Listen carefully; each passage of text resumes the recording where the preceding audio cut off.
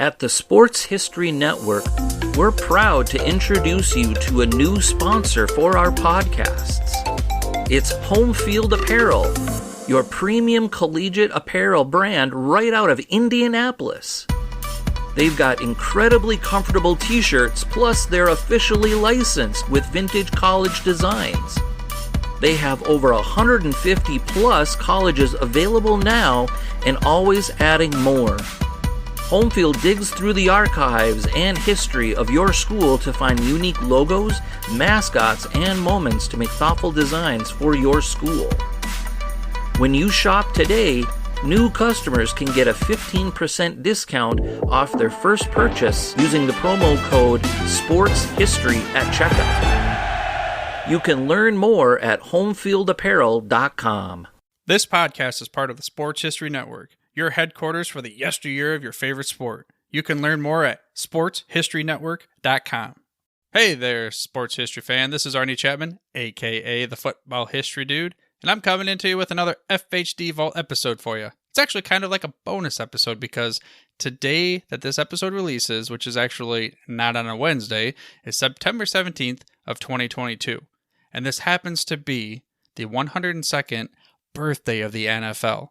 Because way back in 1920 on September 17th in Canton, Ohio at Ralph Hayes Hupmobile Auto Showroom, a bunch of ragtag dudes got together and they founded something that would later become the behemoth and giant that is what you and I love, the NFL.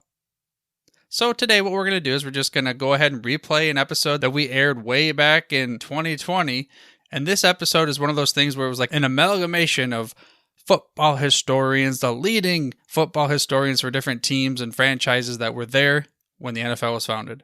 So sit back, relax, and enjoy this bonus episode of the Football History Dude. On May 10th, 1869, a photograph was taken at the famous Gold Spike ceremony at Promontory Summit, Utah. This was important in American history because it's the day that the East and West were connected by the completion of the first transcontinental railroad line, something that would ultimately allow for exponential growth in the United States. About 6 months later, another very important moment in American history occurred. This time it was about 2,200 miles due east of the Golden Spike ceremony. It involved Rutgers and a school later to be named Princeton. Welcome to the Football History Dude podcast, where each episode is a journey back in time to learn about the rich history of the NFL. Your host is Arnie Chapman. Football is his passion, and he wants you to come along with him to explore the yesteryear of the gridiron. So hop on board his DeLorean, and let's get this baby up to 88 miles per hour. Great Scott! This time as we step off the DeLorean, the date is November 6th, 1869, and we are in New Brunswick, New Jersey to witness a very special event. On this day, about 100 spectators witnessed history. Rutgers took on New Jersey, later to be named Princeton. The game? Well, this is where it gets good because this was the first American football game to ever be played. Now, it didn't look anything like it does today, but it was a start. And during the early days, it was still basically rugby, American soccer, football, whatever you want to call it, and it would remain the same for roughly the next 7 years. Then the man we talked about in the very first episode of this podcast got involved. This man's name was Walter Camp, aptly referred to as the father of American football, for his contributions to changing the game away from this rugby-ish, soccer-ish style to more of a resemblance of what we see today. American football. Of course, it still looked way different than what we're going to watch tomorrow night on September 17th, 2020, which is going to be a day that we will talk about. But we were on our way. And over the next decade and a half, Walter Camp and his buddies continued to evolve the game to something that we're more familiar with. Then on November 12th of 1892, everything changed. This was when the subject of the second episode of the podcast was paid $500 by the Allegheny Athletic Association to play a game of football against the Pittsburgh Athletic Club. That man's name was William Pudge Heffelfinger, a standout at Yale, thus becoming the first known player to be paid to play football. But this wasn't even realized that he was the first true professional football player until maybe about 80 years or so after the event. This is because in 1895, John Brallier was the first openly paid player. We found out in a few episodes ago from Joe Horrigan how it was found out to be that it was Pudge and not Brallier. So I'm going to tell you, go back and listen to that episode because it's a very interesting conversation. Then a few years later, a team was formed, which brings us to the point where I'm going to tell you about this special episode that we have in store for you. We gathered experts on sort of a round table, if you will, to discuss the original teams of the NFL. The reason, you ask? Well, simple. Because tomorrow we celebrate the 100th birthday of the NFL, which if you're listening to this in the future, I get it. The NFL's birthday was in the past. However, we just want to recognize that September 17th, 2020 is a very important day. It's going to be the time when the league is 100 years old. And if you're not familiar with that date, the reason why it's so significant is because back on September 17th of 1920, Ralph Hay brought together other owners in his Hutmobile Auto Showroom to finalize the formation of what would end up becoming the National Football League. Now, we covered this in depth in a couple different episodes as well, but we're going to go ahead and do that even more this week. We're going to have many former guests of the show to share a little history of the teams that they're the experts on, including some others that I'm going to cover myself. I will give full credits at the end of the episode, so please stick around until the end so you can hear all of the contributors on this awesome project and everything else that they have their hands in. But before I bring on the roundtable experts, I wanted to tell you about this week's sponsor, the Professional Football Researchers Association. You can see many, well, if not all, of this week's guests' work in the PFRA Chronicles. If this is the first time you've been introduced to the PFRA, here's a quick little introduction. The Professional Football Researchers Association is a nonprofit educational organization that's dedicated to preserving and promoting the history of professional football. Formed in 1979, the organization has regularly published its magazine, The Coffin Corner, as well as a host of books. Their website has articles, game books, line scores, and a multitude of other archival materials for researchers as well as the fans of the game. This is available all for members. Every 2 years, the PFRA holds their conventions with guest speakers and special events. To find out more information about the PFRA or to join the organization, go to their website, www.profootballresearchers.com. Or you can also follow them on Twitter @footballhistory, also on Instagram @PFRA_photos. And you can also find more information about the PFRA and all of our guests over on the website, which you can get to the website through your show notes on your podcast player or by heading to sportshistorynetwork.com, which is the headquarters for your favorite sports yesteryear. And if you're interested in becoming an official partner of the network, please reach out to us on the website. But for now, let's get into the great content from our guest experts covering the original teams of the NFL.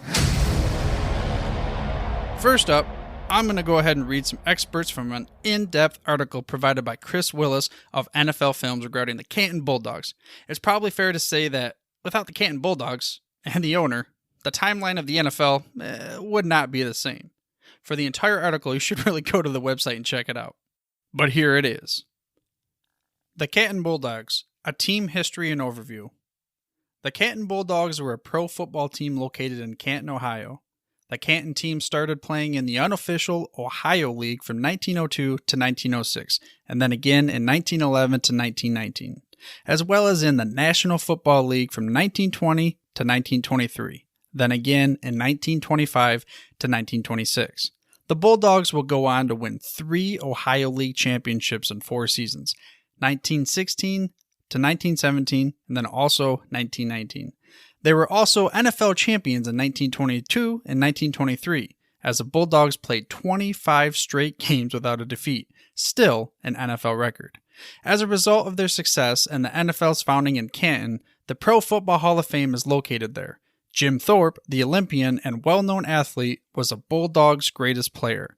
In 1924, Sam Deutsch, the owner of the NFL's Cleveland Indians, bought the team and took the Bulldogs name and players with him, naming his team the Cleveland Bulldogs. The Cleveland Bulldogs went on to win the 1924 NFL Championship with a team stocked with former Canton players.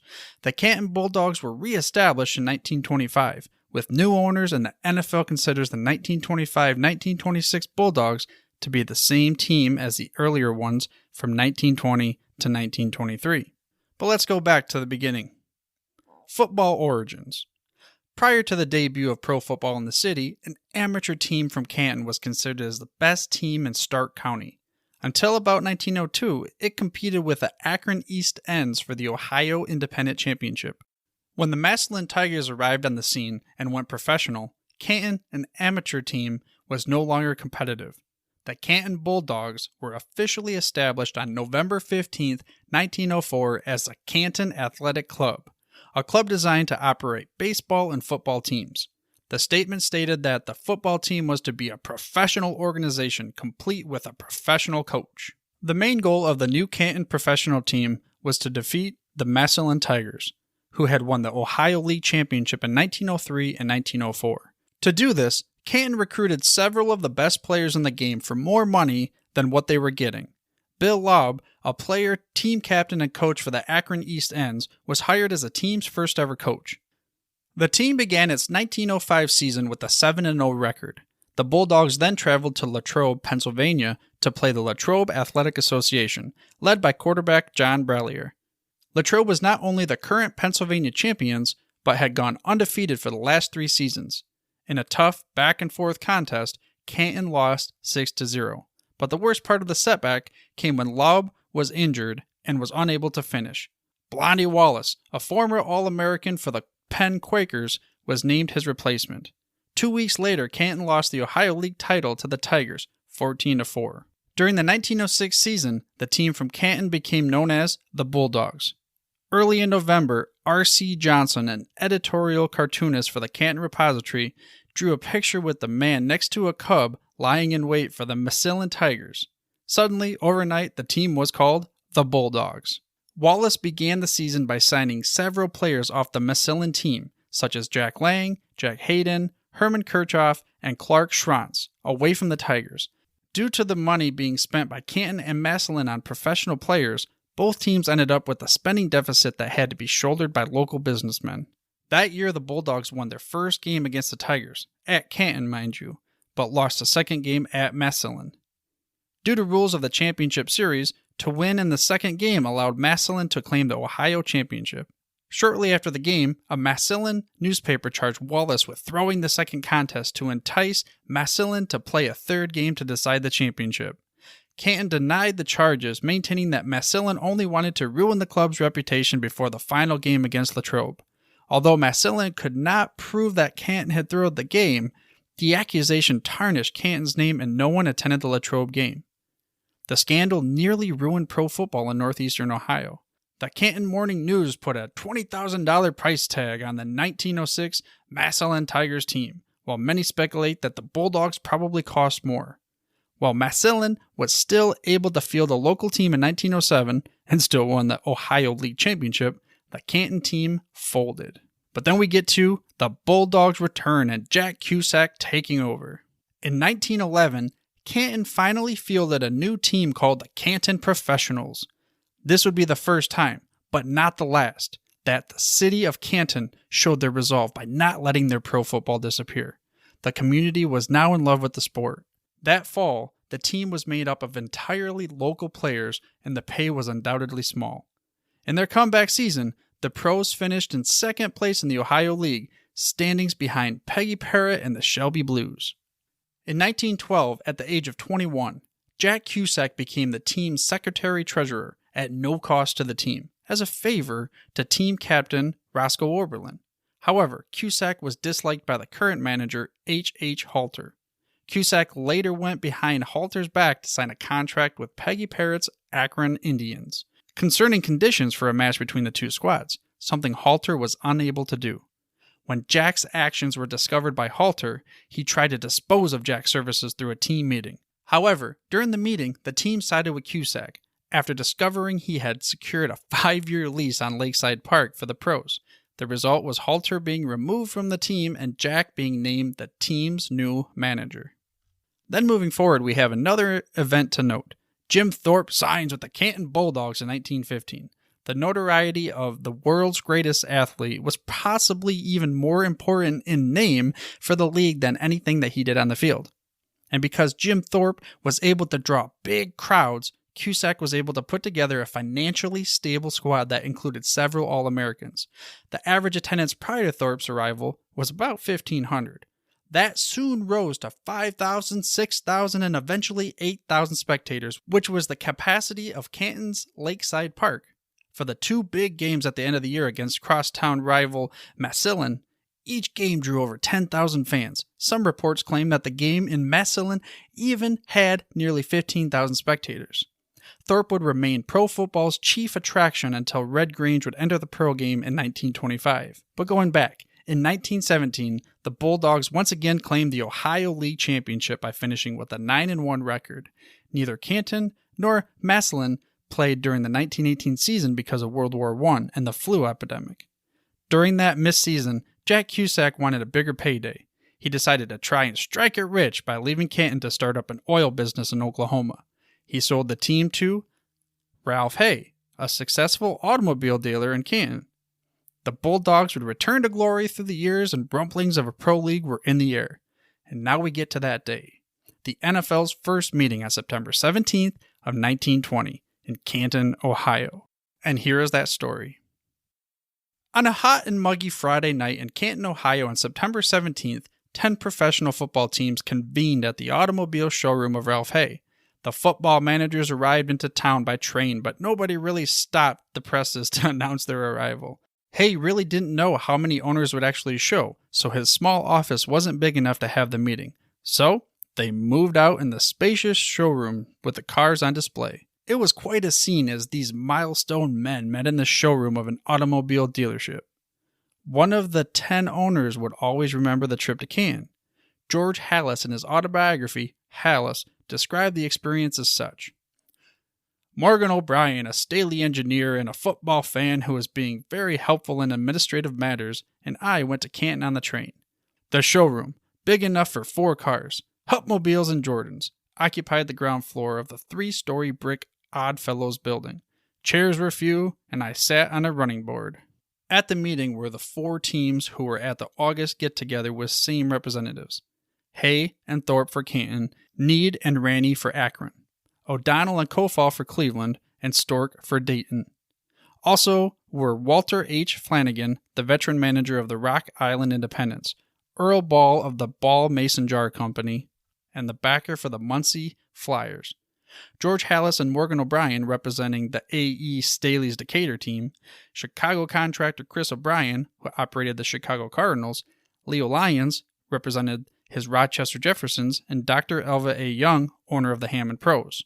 After some informal discussion beforehand, the meeting started at 8:15 p.m. by Hay. Frank Need of the Akron squad took the minutes and had typed them up on a letterhead of the Akron professional football team. Although the meeting officially started at 8:15, some of the main issues might have been decided before. Hay suggested they go out on record. What they did decide was to change the name of the organization to the American Professional Football Association, the APFA. The managers might have felt that the use of the word association was much more loose and general than using the word league, denoting maybe less of a commitment. Several managers urged Hay to take the association's presidency, but he realized that the organization needed a bigger name to earn the respect from the public and the nation's sports pages. Thorpe should be our man. He's by far the biggest name we have. No one knows me, Hay would say. So they chose the biggest name in pro football to be the president, Jim Thorpe. Old Jim was elected, and sure enough, Hay was right, as the headlines and sports pages across the country would lead with the naming of Thorpe as the league's president. Most of the managers in the room knew that Thorpe's executive abilities did not match his athletic prowess, but they expected Hay to work behind the scenes to help guide the league. Stanley Kofall was named vice president, and Art Ranney was elected secretary-treasurer, giving the 3 main Ohio clubs all the executive positions. The group decided to charge $100 fee for membership, but this was just for show. As Halas would admit, we announced that the membership in the league would cost $100 per team. I can testify no money changed hands. I doubt if there was $100 in the whole room. We just wanted to give our organization a facade of financial stability. Other business discussed was the appointment of the committee to draw up rules and regulations and the decision to furnish a list of all players used during the season to all clubs by the first day of the new year. According to league minutes, the three major problems in professional football had not been directly addressed, but the association must have talked about them because the media coverage of the meeting would stress the action of the managers not mentioned in the minutes. Most of the newspapers announced that the association would not use undergraduates and that all contracts would be honored. News of the Pro Football League would spread across the country, but it was not the main headline in every sports page. Even in the Canton Repository, the day's biggest news was the Canton Bulldogs signing of Pete Fats Henry, the former Washington and Jefferson All-American tackle, and only on the following page did the paper mention that a new Pro Football League was formed. And there you have it. A new league is born, and the reason why tomorrow is the 100th birthday of the NFL. But let's get back to the Bulldogs. They were just okay in 1920 and 21. But then in 1922 and 1923, the Canton Bulldogs became the first back-to-back champs of the young league. The Bulldogs were sold to Sam Deutsch and became the Cleveland Bulldogs, but they were still tough, winning the 1924 championship, so even though under a different city name, they were like champions 3 times in a row. The Bulldogs sold back to Canton for the 1925 season, and then the wheels kind of started to fall off, finishing an even 4-4 for the 1925 season, and then all the way down to 20th place in the last season of the franchise with a 9-3 record for the 1926 season. The mightiest team during the early 20th century in Ohio were gone. But the long-lasting impact is still felt today. The Pro Football Hall of Fame is located in Canton, Ohio, and tomorrow will be the 100th anniversary of the day that Ralph Hay brought together owners to create the greatest sports league known to man. Well, at least in my opinion, that is. Now we move on to a familiar voice of the podcast and Sports History Network, Joe Ziemba. He's the host of When Football Was Football. He's going to go ahead and stop by to share an overview of 3 teams near another epicenter of football in the early days. That is Chicago. Take it away, Joe. The origins of the Chicago Tigers. While Paul Pardun, the manager of the Hammond, Indiana Pros, was sitting in his jail cell in December of 1919, he might have been thinking about the future of his football team. Pardun had just been arrested for violating the, quote, bad check, unquote, law in the state of Illinois. He had written salary checks to his players for the Hammond Pros, most of whom resided in Illinois, on November 26, and they eventually bounced. The boys were not too happy about it. When Pardun was not able to make good on the payments, some of his players promptly encouraged local authorities to arrest their boss. As a result, Pardun occupied a small cell, courtesy of the village of Oak Park, Illinois, after not being able to pay his hefty $12,000 bail. It was perhaps not a coincidence that many of the 1919 Hammond Pros decided to play elsewhere in 1920, where their paychecks might actually be viable. It's also likely not a coincidence that a couple of the angriest players, Milt G. and Shorty Desjardins, were 2 of the primary movers behind the new Chicago Tigers team in 1920. The Moline, Illinois Dispatch reported that the Hammond professional team of last season, meaning 1919, was harassed by players' dissensions and broke up before the end of the season. Desjardins and G, center and quarterback of last year's team, are running a team in Chicago known as the Tigers. Desjardins, an All-American center from the University of Chicago, paired easily with G, an All-American quarterback from Dartmouth, to anchor the middle of the Tigers' offense. The third organizer of the Tigers was fullback Gil Falcon, who also handled coaching duties. On the management side, the Chicago Cubs ticket manager, Rube Cook, assisted with scheduling and organization. It was an exciting time for the Tigers, especially when the Midwest media took notice of the star power on the roster. The Chicago Tribune stated on October 10th, "College and university football stars of other years, who still like the gridiron pastime, have their first big day of the 1920 season today. 24 of them will enlist at Cubs Park, and from advanced indications of their clash, Chicago Tigers versus Racine Cardinals, will be on display of football class similar to that of a Big Ten conference game. The Gazette in Iowa reported on the game result and the quality of talent on the field. It said, a crowd of 10,000 saw the Racine Cardinals and Chicago Tigers play a 0-0 tie at Cubs Park yesterday. 26 college alumni representing the two professional football teams. For the Tigers, it was an auspicious start to the season.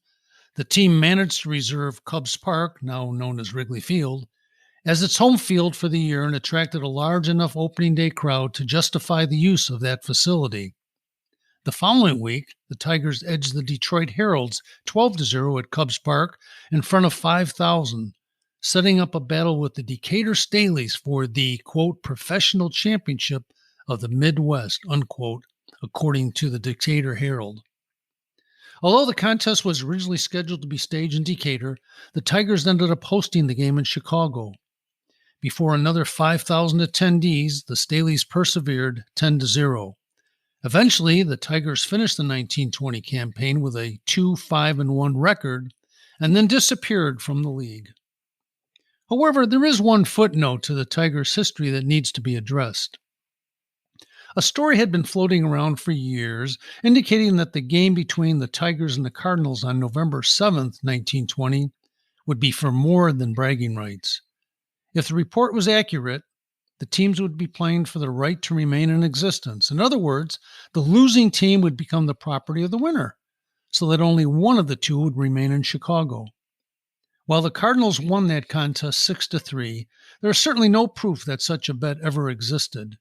In fact, the Tigers not only failed to fold up their tent after the loss, but the team continued on with its season, losing to Canton and the Decatur Staleys, while grabbing a non-league win over the local Thorn Tornadoes on November 28th. While the Chicago Tigers are still considered one of the original teams forming the American Professional Football Association, no one representing the club was present at the planning meeting on September 17, 1920. The Tigers joined the league between that date and October 10th, when they played their first game with the Cardinals. And because the organization never returned for the circuit's second season, the Tigers hold the dubious distinction of being the first league team to fold. He was too small for high school football and too often injured to enjoy a successful collegiate career, but George Halas ultimately found his niche in the newborn professional ranks. After a solid debut with the Hammond Pros in 1919, Halas was recruited to manage the football team and play in the baseball team at the A.E. Staley Company in Decatur, Illinois, in March of 1920. Halas did not start the Staley football program. It played a full schedule against local teams in 1919, finishing with a 6-1 record against opponents such as the Rantoul Aviators and the Arcola Independents.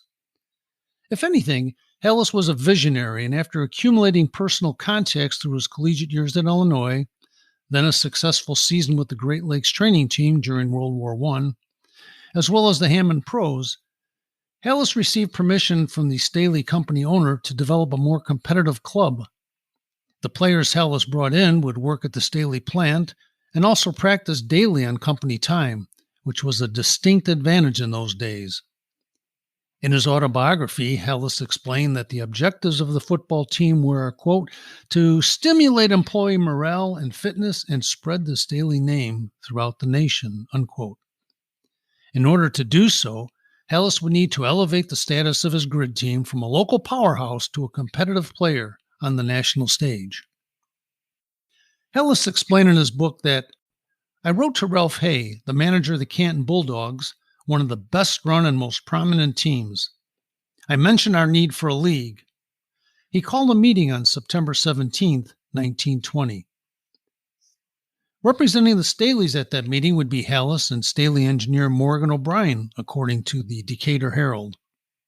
George Halas, who will have charge of the Staley football team this fall, and Morgan O'Brien, secretary, left for Canton, Ohio, where a meeting of coaches and managers of the leading professional football teams of the country will be held. The object of the meeting is to organize a professional football league. The Staleys fully supported the creation of the American Professional Football Association, especially if it would help improve the scheduling process for the Staleys. After kicking off the season with easy wins over nearby adversaries such as the Moline Universal Tractors and the Kewanee Walrus, the Staleys stepped up and scheduled contests with the Minneapolis Marines, the Hammond Pros, and the Racine Cardinals in Chicago. Despite the competitive nature of the campaign, the Staleys finished with a sparkling 10-1-2 record in 1920, with the lone loss coming against the Racine Cardinals. That mark was good enough for second place in the new league, although Hallis presumed that his club had captured the title. At the owners' meeting in the spring of 1921, the championship was awarded to an undefeated 8-0-3 Akron.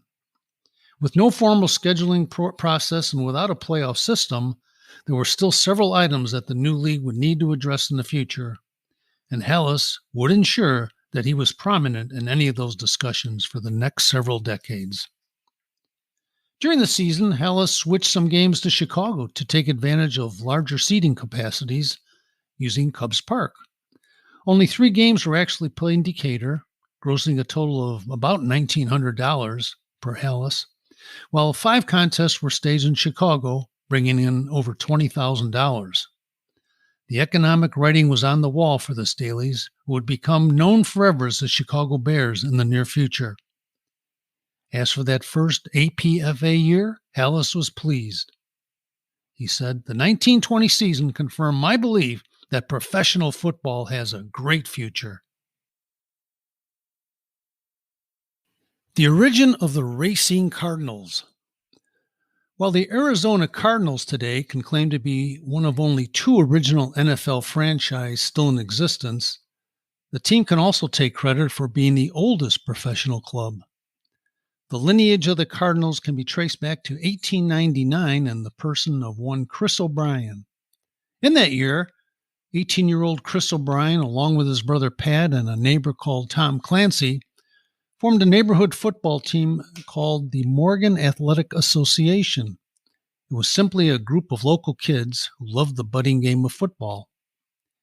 After some success in 1899, the members of the team joined the more formal Morgan Athletic Club in 1900, a social entity that offered a variety of sporting opportunities for its members. Although still a teenager, Chris O'Brien was responsible for organizing the football team, while Tom Clancy took care of the scheduling and advertising. Then, in 1901, the team name that still exists today was first utilized when the O'Brien brothers became part of the Cardinals Social and Athletic Club. Although the names of his teams changed over those first few years, O'Brien continued to play the game he loved. That would include the Racine Cardinal squad in 1916, which was part of the Racine Cardinal Pleasure Club, and we can't make that name up, the Racine Cardinal Pleasure Club. O'Brien was never an owner of any of these teams, but he was clearly the force behind the Racine Cardinals football team from 1916 through 1920, when he received notice of a special meeting in Canton, Ohio, to discuss the formation of a new professional football league. O'Brien attended that inaugural session on September 17, 1920, and the Racine Cardinals became part of the new American Professional Football Association. Ironically, the official minutes from the initial meeting mistakenly identified the Racine Cardinals as being from Racine, Wisconsin. This eventually helped nudge O'Brien to change the name of his team to the Chicago Cardinals on October 20th, 1920. That name remained for 40 seasons until the Chicago Cardinals moved to St. Louis in March of 1960. Chris O'Brien finally secured ownership of the team in the 1920s until selling the club to Dr. David Jones in 1929, who in turn sold the team to Charles Bidwell in 1933. The team remains with the Bidwell family to this day, but with so few owners and over a century, the link back to Chris O'Brien can easily be determined. During the first season of the APFA in 1920, O'Brien craftily secured the services of talented halfback, quarterback, and kicker Patty Driscoll. O'Brien paid the speedy Driscoll $300 per game, which was considered a remarkable compensation for the time. Driscoll paced the Cardinals to a 6-2-2 record. That was 3-2-1 in league play back in 1920. And he became an instant favorite of the fans, both due to his abilities on the field as well as the courage that he had with a smallish stature of just 5'7". On November 28, 1920, the Cardinals defeated the Decatur Staleys 7-6 in the first game of the NFL's oldest rivalry, which was honestly reported by the Decatur Herald, who said, "The Staleys, on the strength of their record, claim the professional football championship of the country, having won every game played so far by easy margins. The Cardinals not only outscored them, but also outplayed them every inch of the way, gaining almost twice as much and breaking up almost every play that was attempted."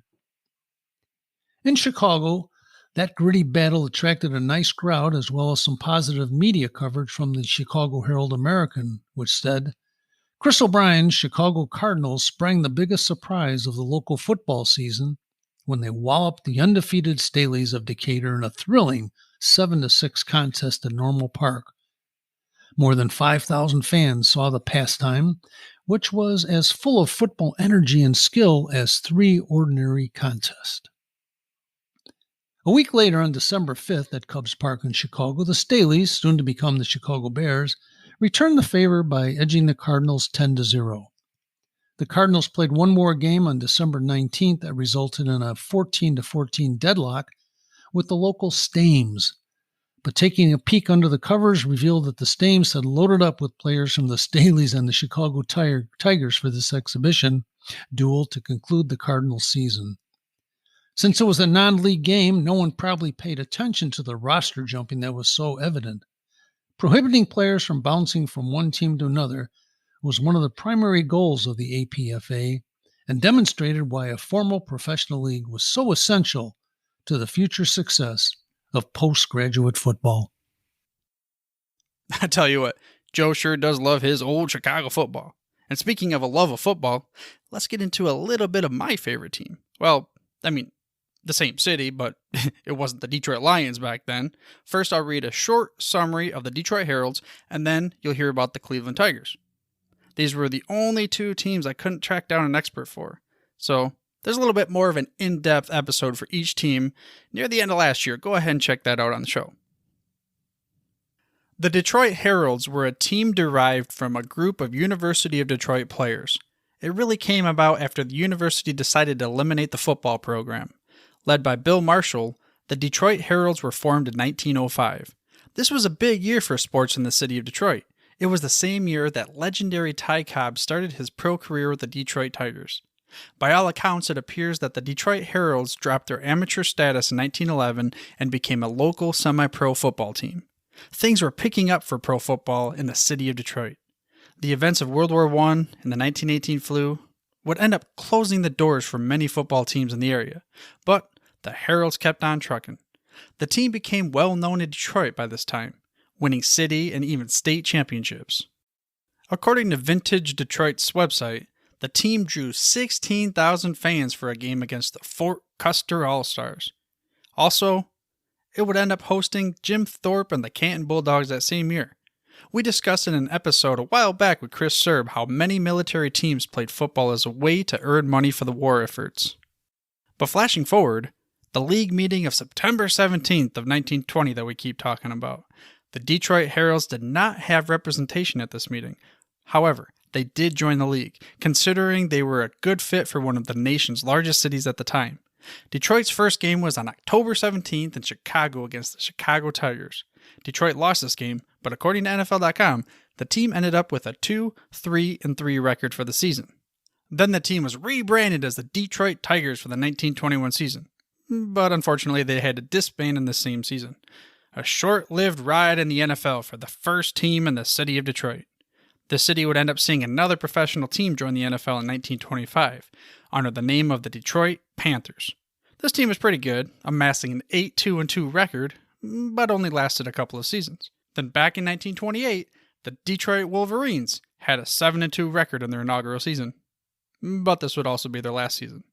Finally, in 1934, George A. Richards purchased the Portsmouth Spartans and brought them to Detroit, ultimately becoming the team there today, my Detroit Lions.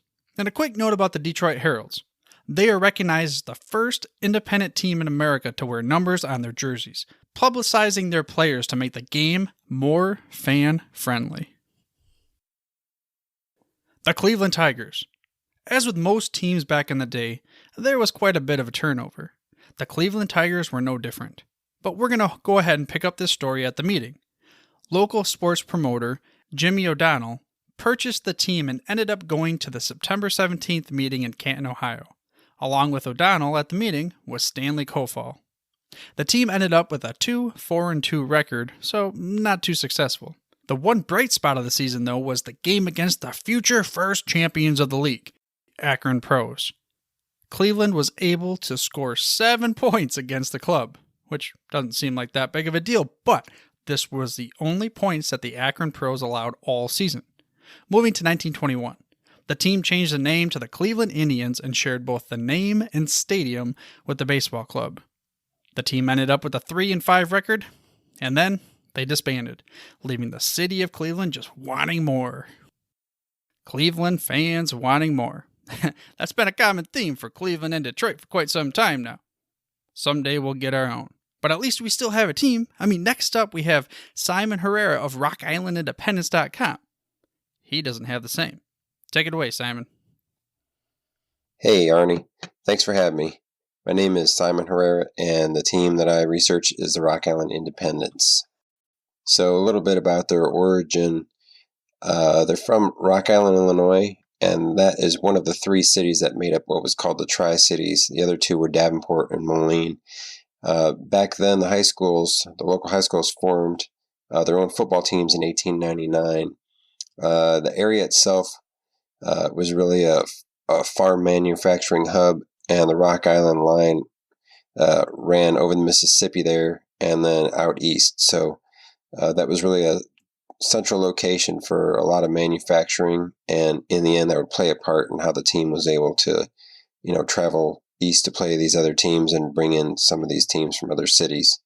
So the first mention of the Independents was November 11th, 1901, and it was by a guy named Oscar Oberg.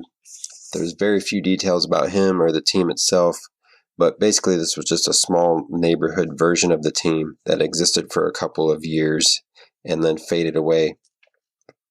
In 1907, Tom Kennedy, who had run a local baseball team, also called the Independents, he decided to form a football club, and since the team had no business backing or athletic club affiliations, the name was also called the Independents.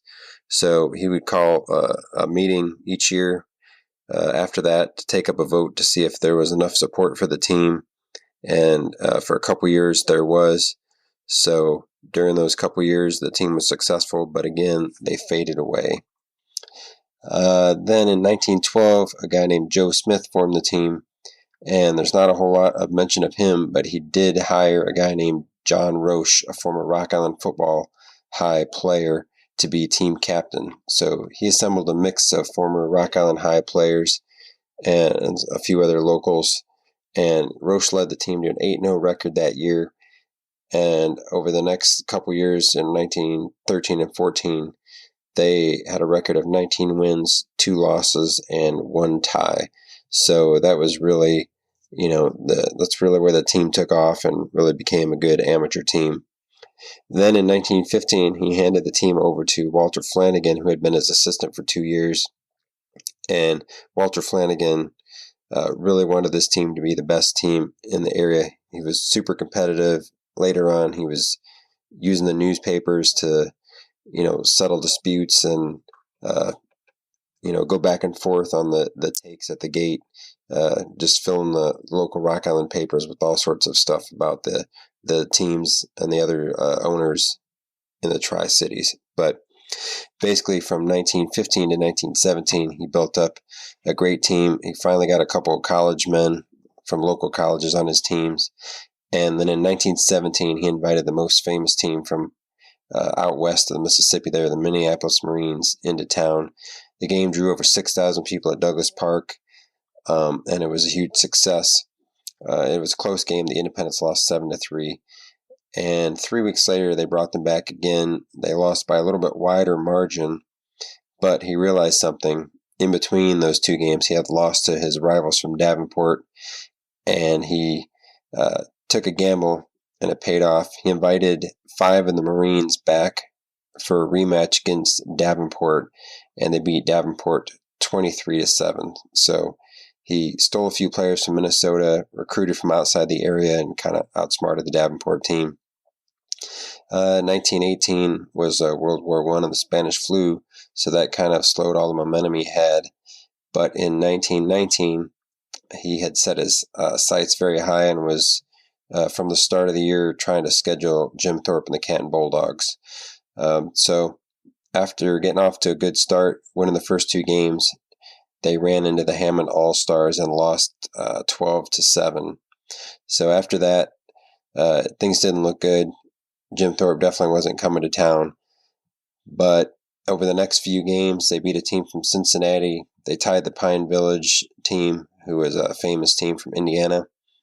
And then they beat another team from Hammond, the Columbus Panhandles, and the Akron Indians. And after that game that they had lost, they didn't give up another point or lose another game. So when the season ended, they had a record of 9 wins, 1 loss, and 1 tie. So Flanagan challenged Jim Thorpe and his 10-0 Bulldogs to 1 game for the championship. He guaranteed Canton $5,000 share of the gate. It's unclear if Thorpe didn't believe that he could deliver, or maybe if his team really had disbanded, but Thorpe in the end turned down the offer. Flanagan even took a train out to Canton to try and persuade him and his team to come, but they never did come. So unfortunately, that's how that season ended. Both teams claimed the championship. But the good thing about that year is they did get some recognition, and this is basically the reason they got invited to the meeting in Canton in 1920. 4 days before the meeting in Canton, Ohio, Walter Flanagan held his own preseason meeting in downtown Rock Island at the New Harper Hotel. At that meeting, he showed everyone and read the telegram that Jim Thorpe had sent him, inviting him to Canton with all these other great teams to represent the Independents. The Independents were well known in Ohio because they had defeated several teams from there in Indiana and Illinois in 1919. And as you recall, Flanagan had traveled to Canton to speak personally with Thorpe about setting up a championship game between the two teams. So when it came time to round up the best teams in the country, obviously the Independents were on that list. Nothing from the meeting really stands out. From the Independents' point of view, they did elect Walter Flanagan as a secretary of the league that year. So how did the Independents fare that first season in 1920? They had 4 wins, 2 losses, and 1 tie. Their wins were against the Muncie Flyers, Hammond Pros, Chicago Cardinals, and Chicago Tigers. They lost to the Decatur Staleys and the Dayton Triangles. They also tied the Staleys. So 4-2-1. And then their non-league schedule, they had 3 wins and 1 tie. So they fared pretty well overall, and that's because they had basically the same players that they had in the 1919 season, where they only had 1 loss, and they tried to challenge the Canton Bulldogs for the championship. So, one of the best teams in the country had most of the players back in 1920, and that's how they did that first season. An interesting note about the Independents and their time in the NFL is that, everyone knows the Green Bay Packers are the Bears' longtime rivals, but I like to say that the Independents were the Bears' first rivals. Between 1920 and 1925, those 6 seasons, the Bears and the Independents played 14 times. So the Independents won twice, the Bears won 8, and they tied 4 times. And there's actually one other game in there after the 1920 season in January of 1921. The Bears played as the Chicago Pullman Thorns, and it was an indoor game in Dexter Park Pavilion, and the Independents did win that game. So technically they got 3 wins, but I think it's very interesting that the Independents were actually the Bears' first rivals. Something else interesting about the Independents franchise and that first season, 9 days after the meeting in Canton, Ohio, the Independents hosted the St. Paul Ideals in Douglas Park on September 26, 1920. And though that wasn't technically the first league game, that was the first game that featured a team from the new league. So in Rock Island, we like to recognize that special date. Also, everyone's aware of the game in Dayton between the Triangles and the Columbus Panhandles. And since they were farther east, the game probably did kick off before the game in Rock Island, but it's not well known that Rock Island also hosted a game that first weekend. So those two games are considered the first two league games. The game in Rock Island kicked off at 3:04 local time, and I haven't seen a kickoff time of the game in Dayton, but since they're out east, we can assume it was earlier. One other potential note is that the game in Dayton went scoreless in the first half, and Rock Island actually blocked a punt and returned it for a touchdown on the Muncie Flyers' first series. So it is possible that the Rock Island Independents may have scored the first league touchdown. Not too bad for a team that you may never have heard of, huh? Speaking of teams you've never heard of, let's jump back into another host-read article. This one comes, again, from Chris Willis over at NFL Films, covering the Columbus Panhandles. The Columbus Panhandles, football origins. The exact date the Columbus Panhandles football team started and who founded the team has been a mystery. Most experts have accredited Joe Carr, the Panhandles' longtime manager and former NFL president, with forming the football team in 1907. But the team was around several years earlier than that, as early as 1901, and sources that provide the earliest proof are the Columbus newspapers of the day. In 1900, the Columbus Press-Post wrote the first ever article on the Panhandles, but no other mention of the Panhandles actually playing a game on the field. In 1901, the Panhandles became an official team and played 2 games under the guidance of an individual named William Butler. That year, the Panhandles played 2 games against the Columbus Barracks, a team made up of soldiers. Butler was a key man in getting the Panhandle started. Starting in 1901, the lumps came in bunches as the Panhandle struggled to learn the game on and off the field, as a majority of their players were employees of the Panhandle Division of the Pennsylvania Railroad, hence the team nickname. Having 5 different managers over the first 4 seasons didn't help either. To make matters worse, the team didn't even field a squad in 1905 and 1906. But the fortunes of the Panhandles changed in 1907. You see, in 1907, a part-time machinist in the Panhandle shops walked in the office of the Panhandle Athletic Club and asked if he could reorganize the company's football team. That man was Joe Carr. He was a little guy who looked at first glance like Casper Milquetoast. He grayed and balded early, and wore rimless spectacles that made him always appear a little surprised. But behind those glasses, his blue eyes were honest and tough, and his firm chin could jut forward with the determination that bellied that firm impression. Joseph F. Carr was a gentleman, but nobody ever pushed him around. He started as a machinist with the Panhandle Division of the Pennsylvania Railroad, but he loved sports. So at the age of 20, just as the new century began, Carr started a new career as a sports writer. Despite only a middle school education, he rose to assistant sports editor with the Ohio State Journal, one of the 3 major newspapers in Columbus at the time. During the 6 years he held that post, he was best known for his boxing stories. Reporting events was all right in his way, but Joe wanted to be more at the center. He wanted to make things happen. He admired the old Roman Charles Comiskey, who just started the Chicago White Sox in the fledgling American Baseball League. Emulating his idol, Joe went to some of his more athletic buddies back at the railroad and launched the famous Panhandle White Sox in 1901. How a baseball team could become famous in the first year while using another team's nickname was never made clear, but the squad played successfully around Columbus ball yards for many seasons. Carr used his experience with the baseball club and working at the newspaper to put together a football team that would make him well known in the sports world and lead him to the destiny of guiding professional football. He started by reorganizing the Columbus Panhandles and using the perks provided by the Pennsylvania Railroad. One of those perks was the ability to travel free of charge on any train to any destination. Carr saw this as a huge advantage for his team, and he used this perk as the backbone for the team's financial well-being. Over time, the Panhandles became pro football's most famous traveling team, and in 1907, the team played half of its games on the road.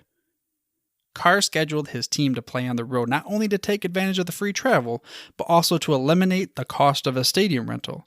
Most early pro teams who hosted games had to cover the cost of a stadium rental, as well as advertisements, security, tickets, etc., and other teams also had to cover travel costs when they played on the road, but Carr eliminated these concerns from the equation. As a result, while most pro teams drowned in a sea of red ink, the Panhandles would be financially sound for the next 16 years. Which brings us to pro football's first road attraction, the Nesser brothers. In 1907, the Panhandles finished the season with a disappointing 2-3-1 record, but Carr knew his team could play better because he had an ace in the hole. Actually, he had 6 aces. Boilermakers with the railroad by trade, the Nesser brothers were as rugged as 3 weeks in the desert. None of them were ever accused of using niceties on the gridiron. Newspaper accounts of Panhandle games teem with reports of rival players sent to the sideline with broken bones and other assorted injuries.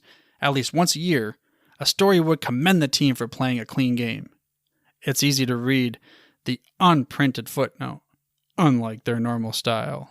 None of the Nesser brothers ever went to college, although they didn't want for offers, even after they were well established as pros.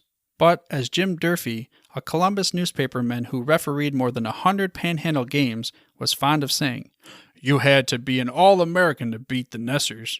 However, though the Nesser brothers played football like the Wild Bunch toured cowtowns, they also had a very real ability. Their father, Theodore Nesser, hailed from the Alsace-Lorraine and was a veteran of the Franco-Prussian War. Having had it with Europe, he took a boat to America and settled in Columbus, where he found a job as a boilermaker for the railroad. A year or so later, Catherine Nesser joined her husband, bringing along their 5 children, Pete, John, Phil, Minnie, and Anna. In Columbus, 6 more children, including 5 boys, were born. All were delivered within earshot of the Panhandle's whistle. There's a famous story that when the boys grew up and the football team was going strong, Theodore served as water boy and Catherine washed and ironed the team's uniforms.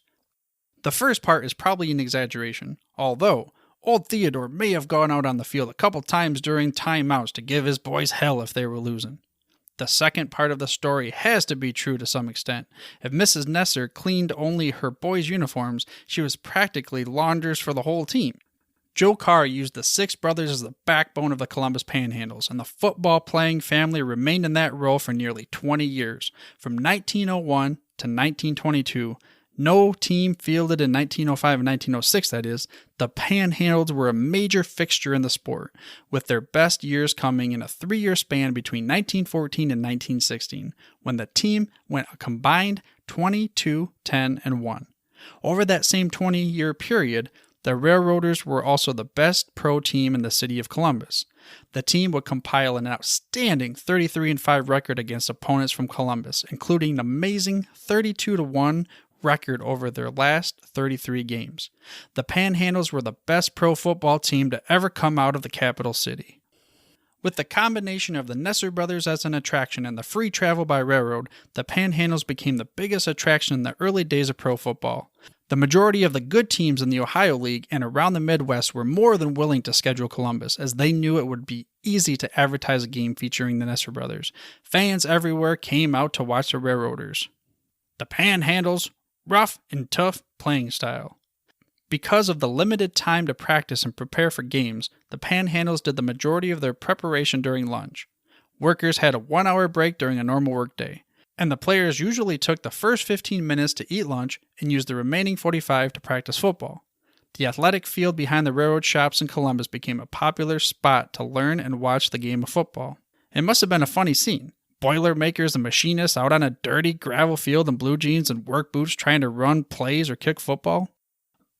"There was an athletic field just outside the gates," Al Nesser recalled of his days with the railroad. "We toiled for 5 hours, ate lunch, and then practice on full stomachs before going back to work."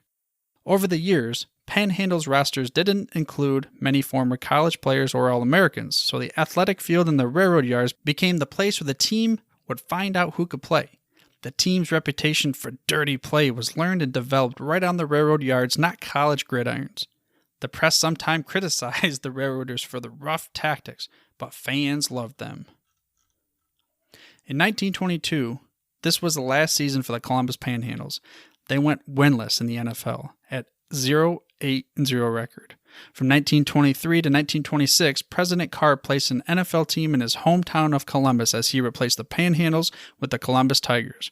After winning 9 games in their first 2 seasons, the Tigers plummeted the next 2 years, compiling a 1-15 record in league play.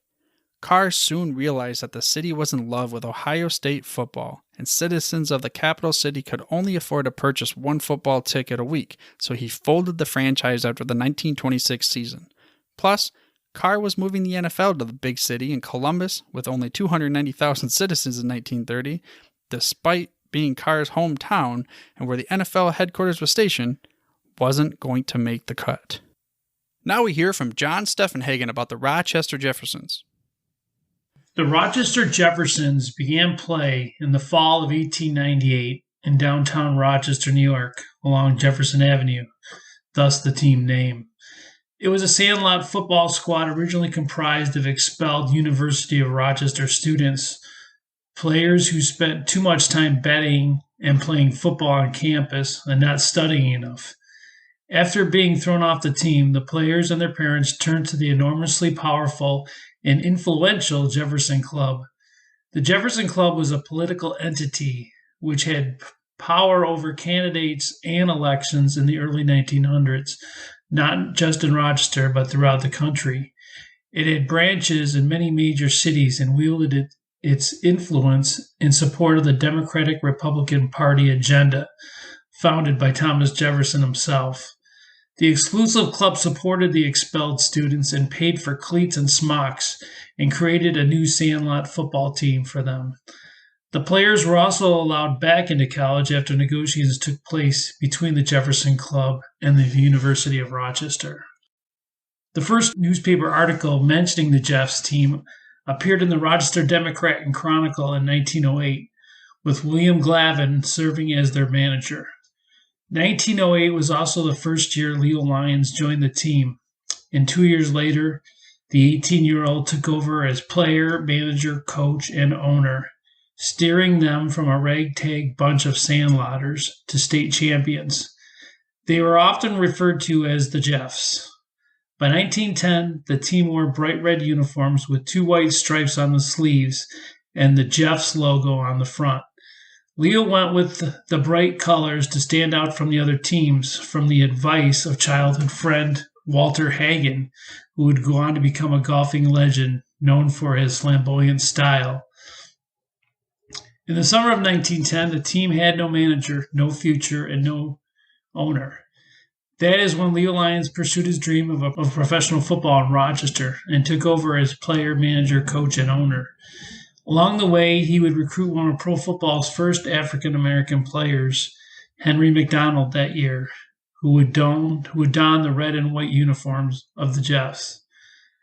By filling the Jeffs roster with the best talent in Rochester, the team quickly became a dominant force in the city by 1915.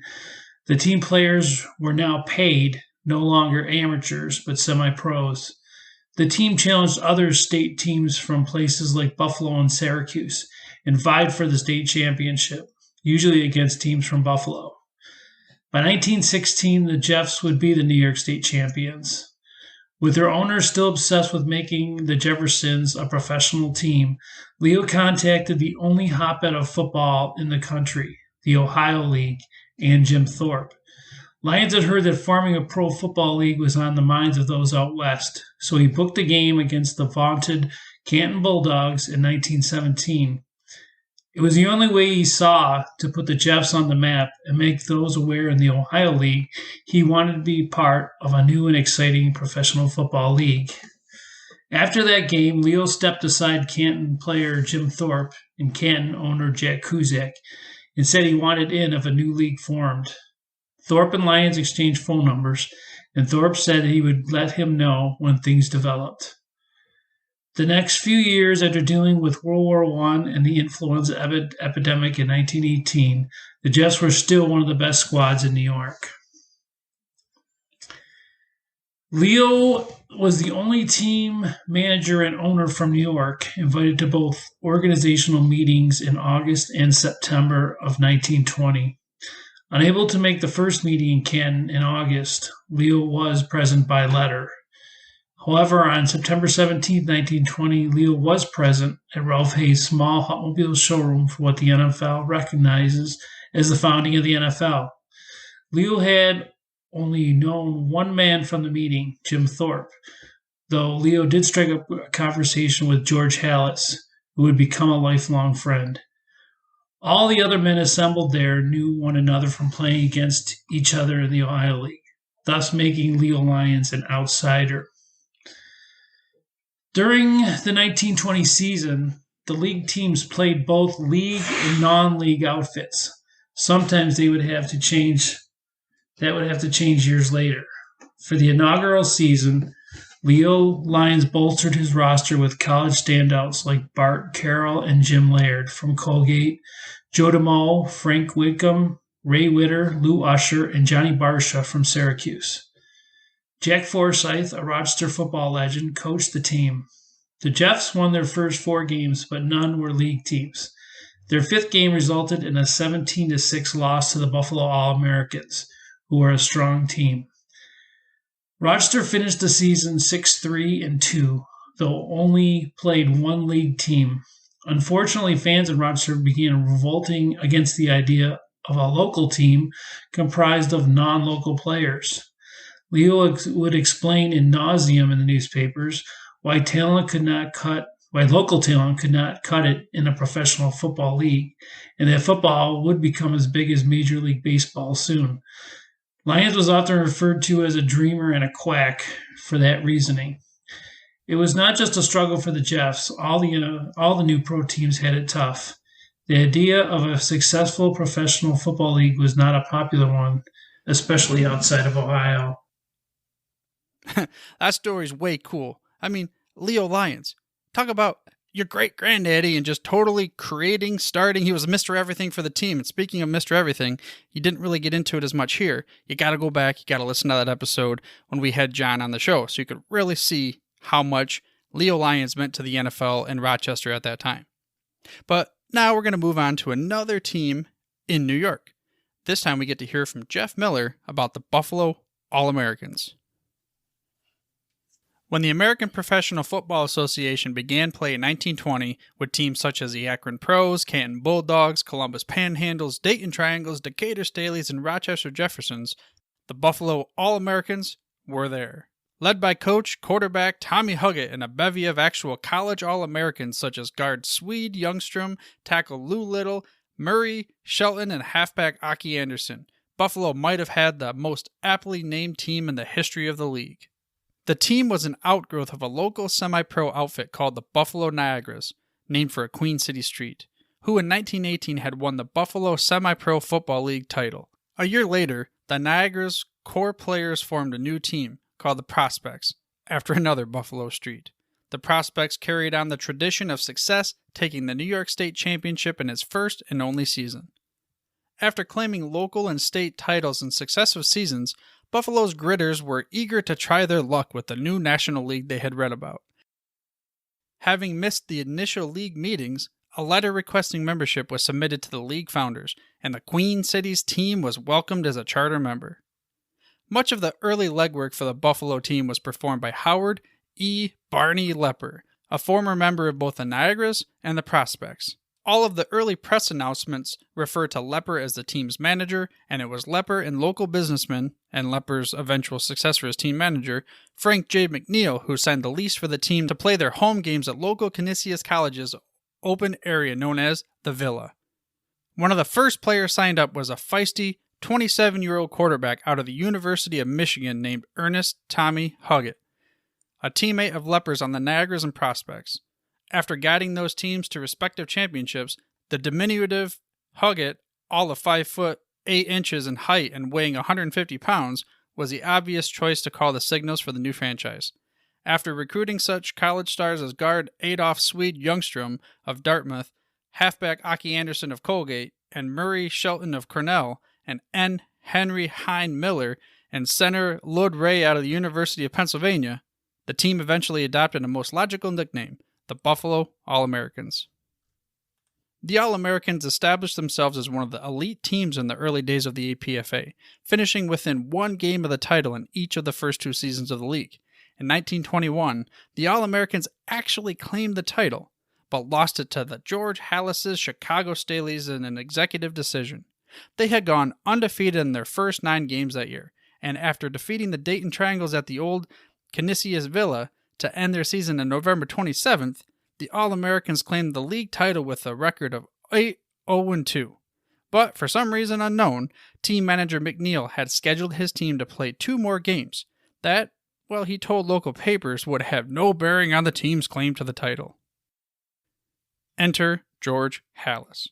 Halas's Staleys, who became the Chicago Bears a year later, had amassed a record of 7-1-0, with their only loss coming against Buffalo on November 24th, which was Thanksgiving Day. He scheduled a rematch with Buffalo at Chicago for December 4th, hoping to exact revenge against the team that had marred his perfect record. McNeil made the mistake of scheduling his team's 2 quote-unquote postseason contests on the same weekend.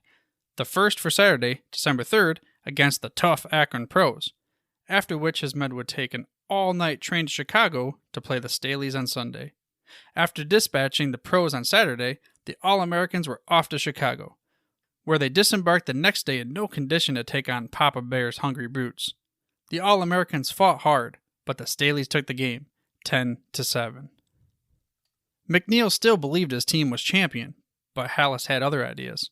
He argued the title belonged to the Staleys, basing his claim on his belief that the second game of their series with Buffalo mattered more than the first one. He also pointed out that the aggregate score of the 2 games was 16-14 in favor of the Staleys. McNeil insisted that his team's last 2 games, including the one against Chicago, were merely exhibitions. It did not matter. The league declared the Staleys champions. McNeil spent the rest of his life arguing that his team had been swindled but was never able to get the league to reverse his decision. Some historians still agree that the title is rightfully Buffalo's, but it is unlikely the city will ever see the 1921 decision overturned. The All-Americans enjoyed winning seasons in 1922 and 1923, but never again attained the success that they had in those first 2 seasons.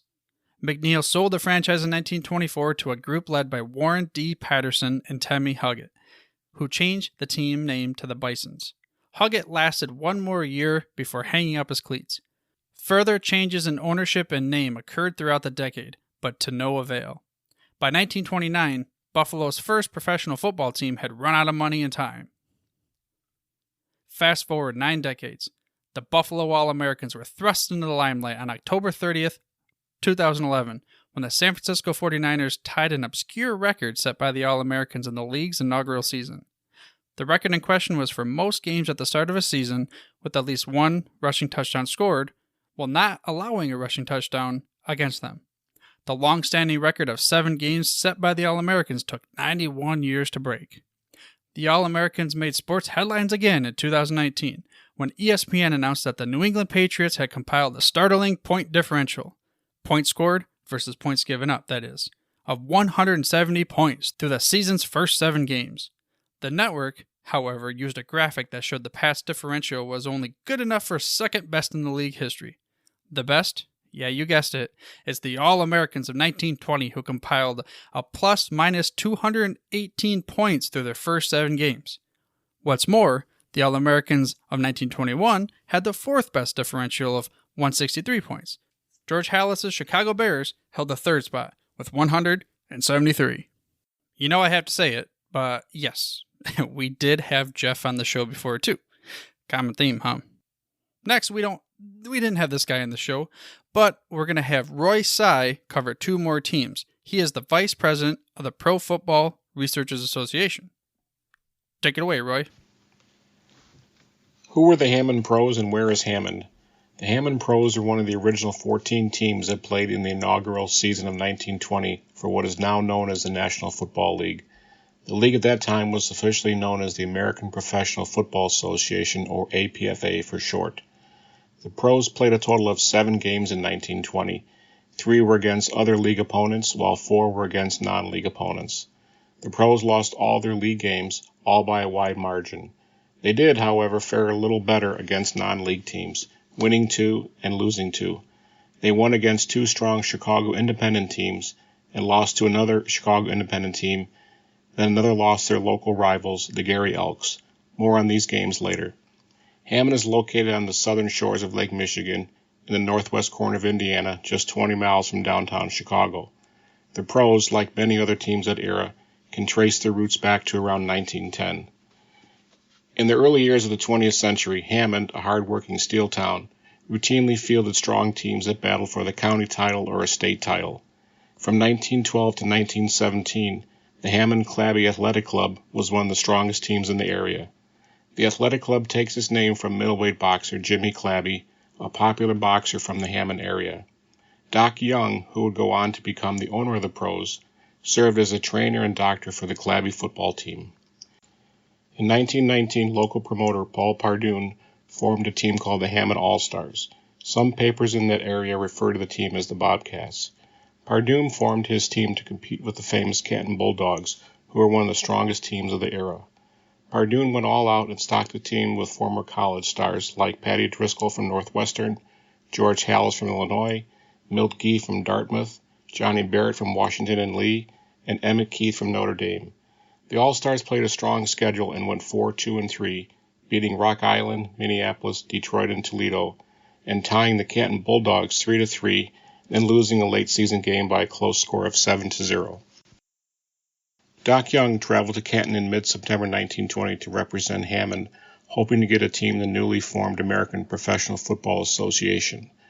The Indiana-Illinois states were well represented, with George Hallis now representing the Decatur Staleys, Chris O'Brien representing Chicago Cardinals, Walter Flanagan representing the Rock Island Independents, and Guy Falcon representing the newly formed Chicago Tigers. Falcon, a star player for the 1919 Hammond All-Stars, took many of his key players from the team and formed a new team that would use Wrigley Field as their home park. With many of the key players in the 1919 All-Star team moving other teams, Hallis moving to the Staleys, Driscoll to the Cardinals, Gee, Barrett, and Keefe moving to the Tigers, Young struggled to put together a strong team, having to fill his roster with local talent and calling back some of the former Clabby stars. Scheduling was tough in the inaugural season as teams played a mixture of games against league opponents and non-league opponents. The Pros, with no local field to call their home base, played all their games on the road. In fact, of the 35 games the Pros played in their 7-year existence, only 2 games were played at home, with the home field being in nearby Gary, Indiana. The Pros' first game was against the strong Rock Island Independents on October 10th in Rock Island. The Independents, coming off 2 lopsided victories, 48-0 against the St. Paul Ideals and 45-0 against the Muncie Flyers, had no difficulty with the Pros, shutting them out 26-0. The next week, the Pros traveled to Dayton, Ohio to meet the Triangles. Again, the Pros could not muster any offense and were soundly defeated 44-0. With no game scheduled next week, the Pros regrouped and played the next 3 games against local independent teams. The Pros fared well, scoring their first points of the season in their 14-9 win against the Chicago Logan Square Athletic Club. No record was found as to who would score these points, and will likely remain a mystery even 100 years later. Gaining momentum, the Pros traveled to the Pullman section of Chicago and defeated the Pullman Thorns in a close game 14-13, Hank Gilo scoring the first documented points for the Pros, followed by another touchdown by Mace Roberts. Traveling next to nearby Gary, Indiana, the Pros lost a close game to the Elks by a score of 7-6. The Pros scored a touchdown in the first quarter but missed the extra point, and that would ultimately decide the game as the Elks scored a touchdown in the fourth quarter and were successful with the extra point. The Pros, now with a 2-3 record, next traveled to Decatur to meet the Staleys, but the George Hallis-led team defeated the Pros by a score of 28-7 in front of 30,000 fans at Staley Field. Playing their last game on Thanksgiving Day, the strong Chicago Booster Athletic Club, playing at DePaul Field, soundly defeated the Pros 27-0.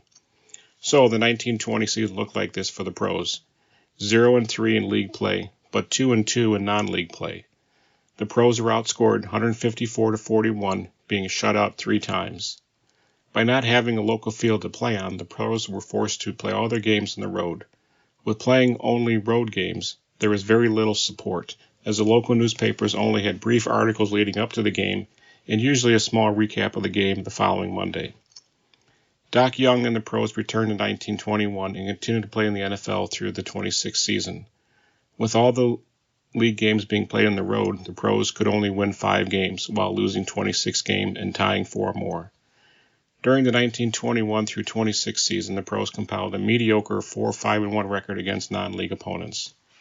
The pros did play a home game in 1923 against the Dayton Triangles, winning 7-0, while their other home game was in 1926 against the Duluth Eskimos, losing 26-0.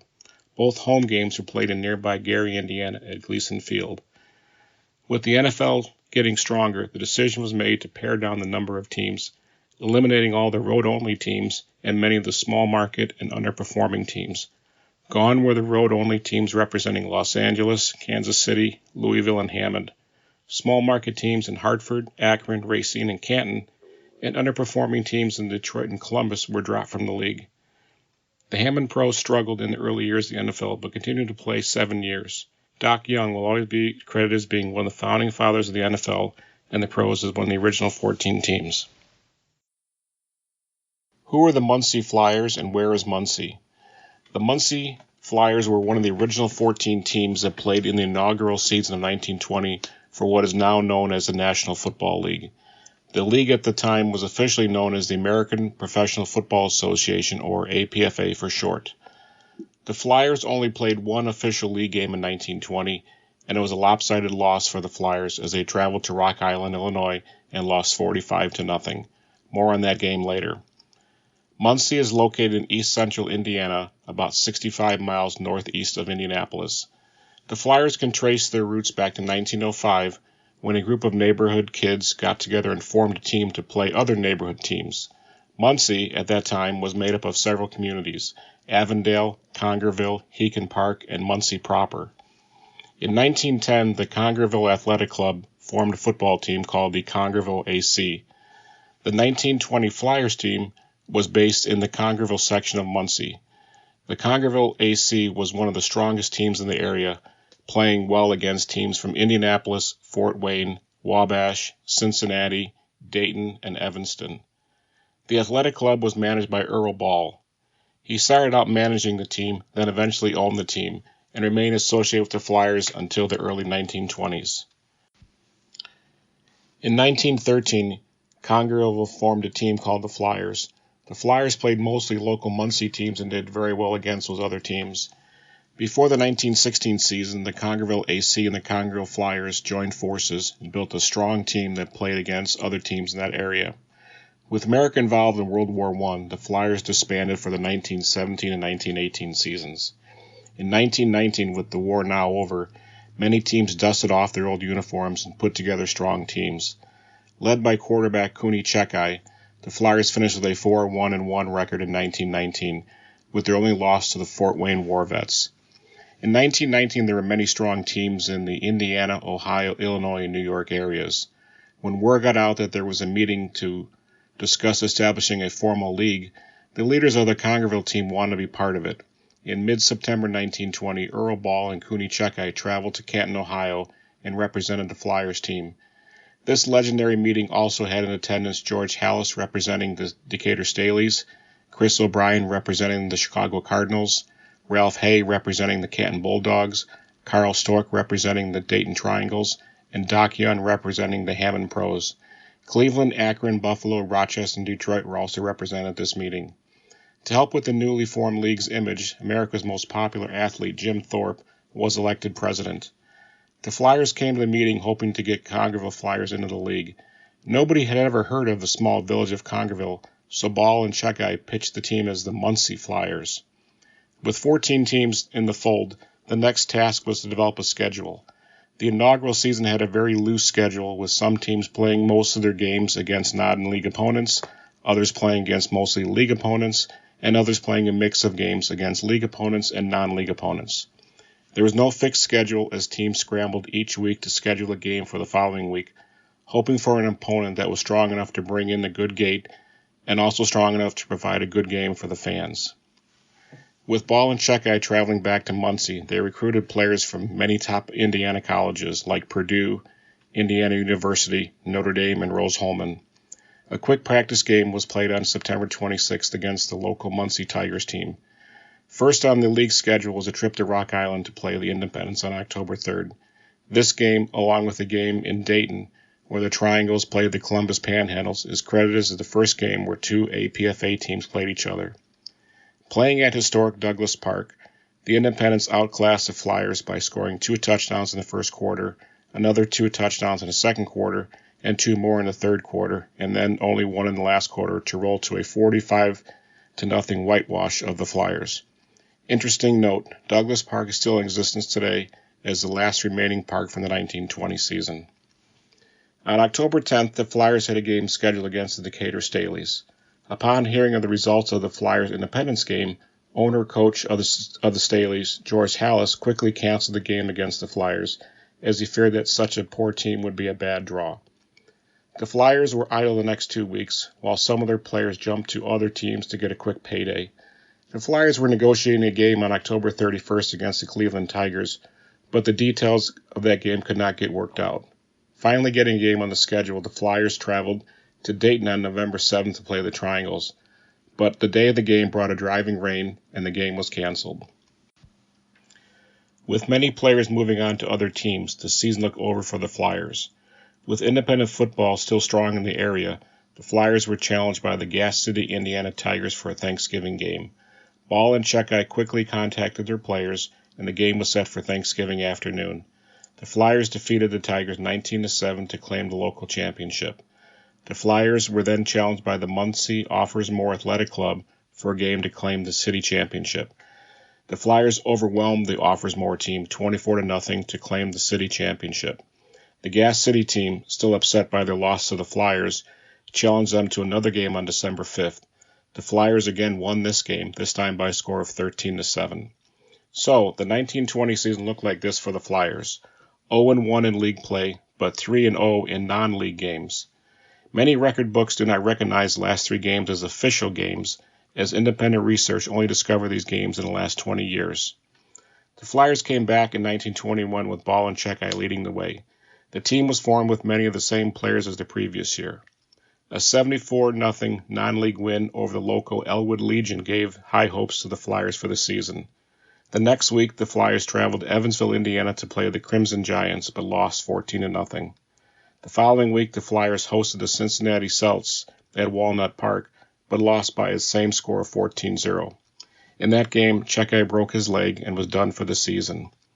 With their star player injured, the Flyers closed up shop for the 1921 season.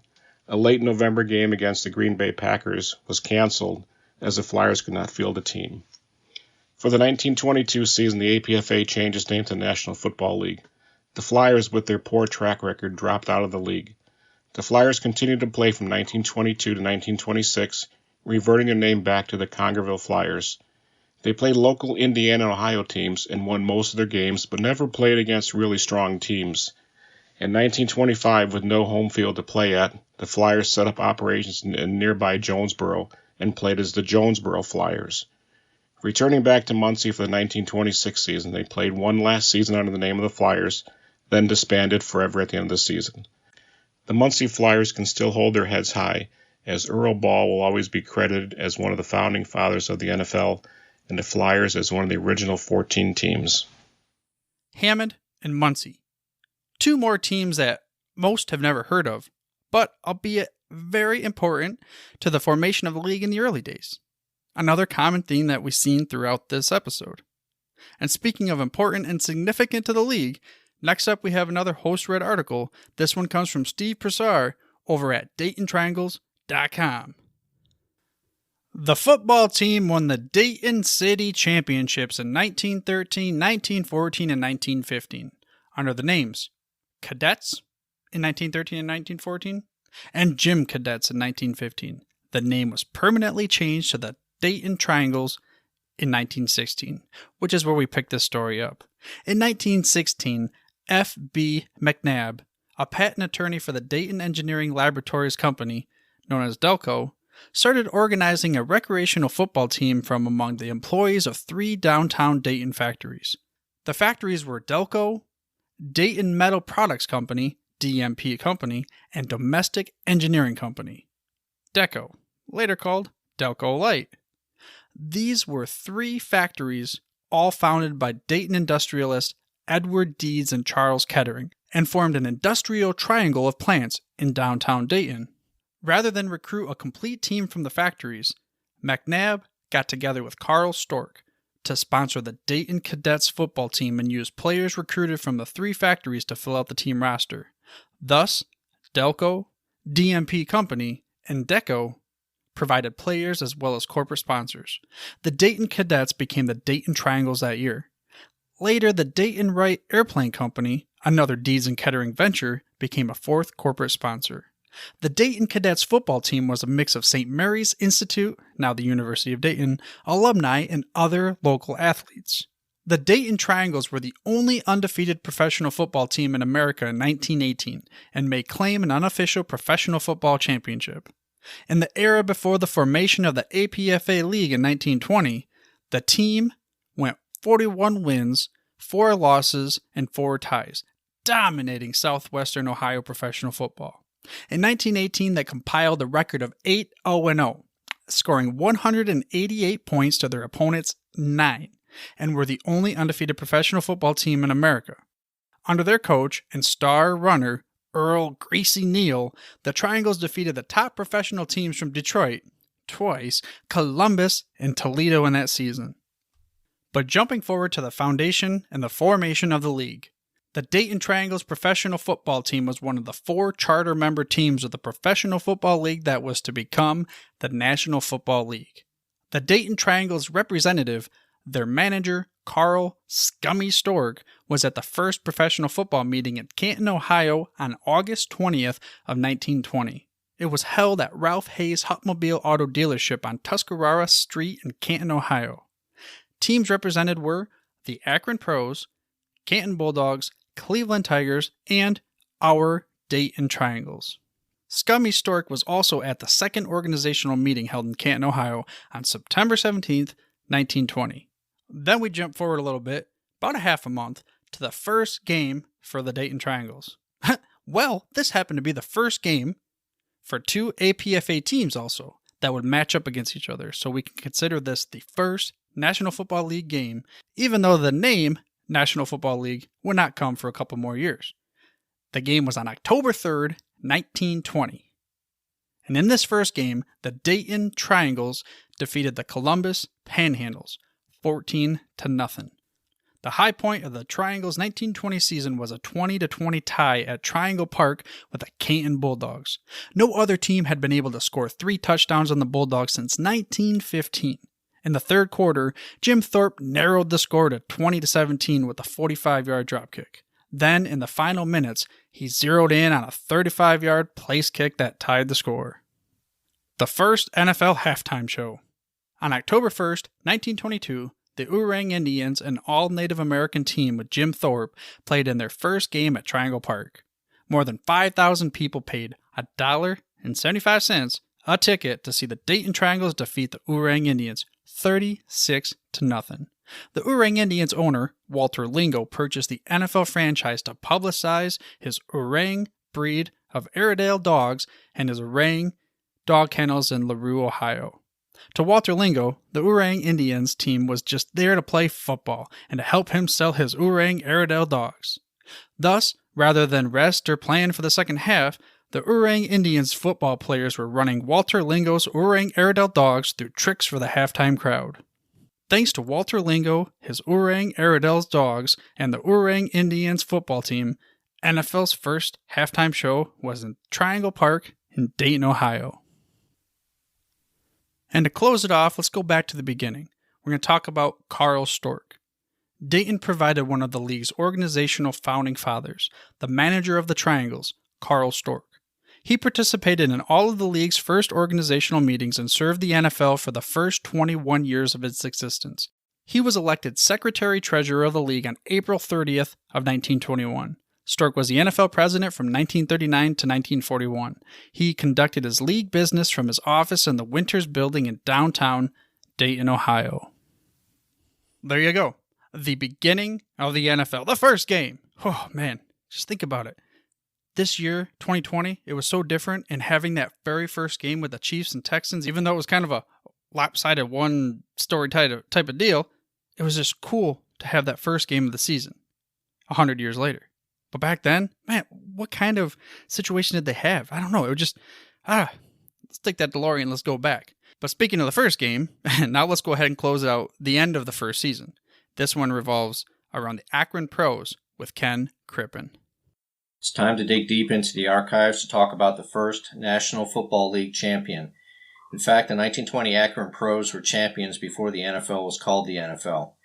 In 1920, the American Professional Football Association was formed and started play. Currently, 14 teams are included in the league standings, but it is unclear as to how many were official members of the association.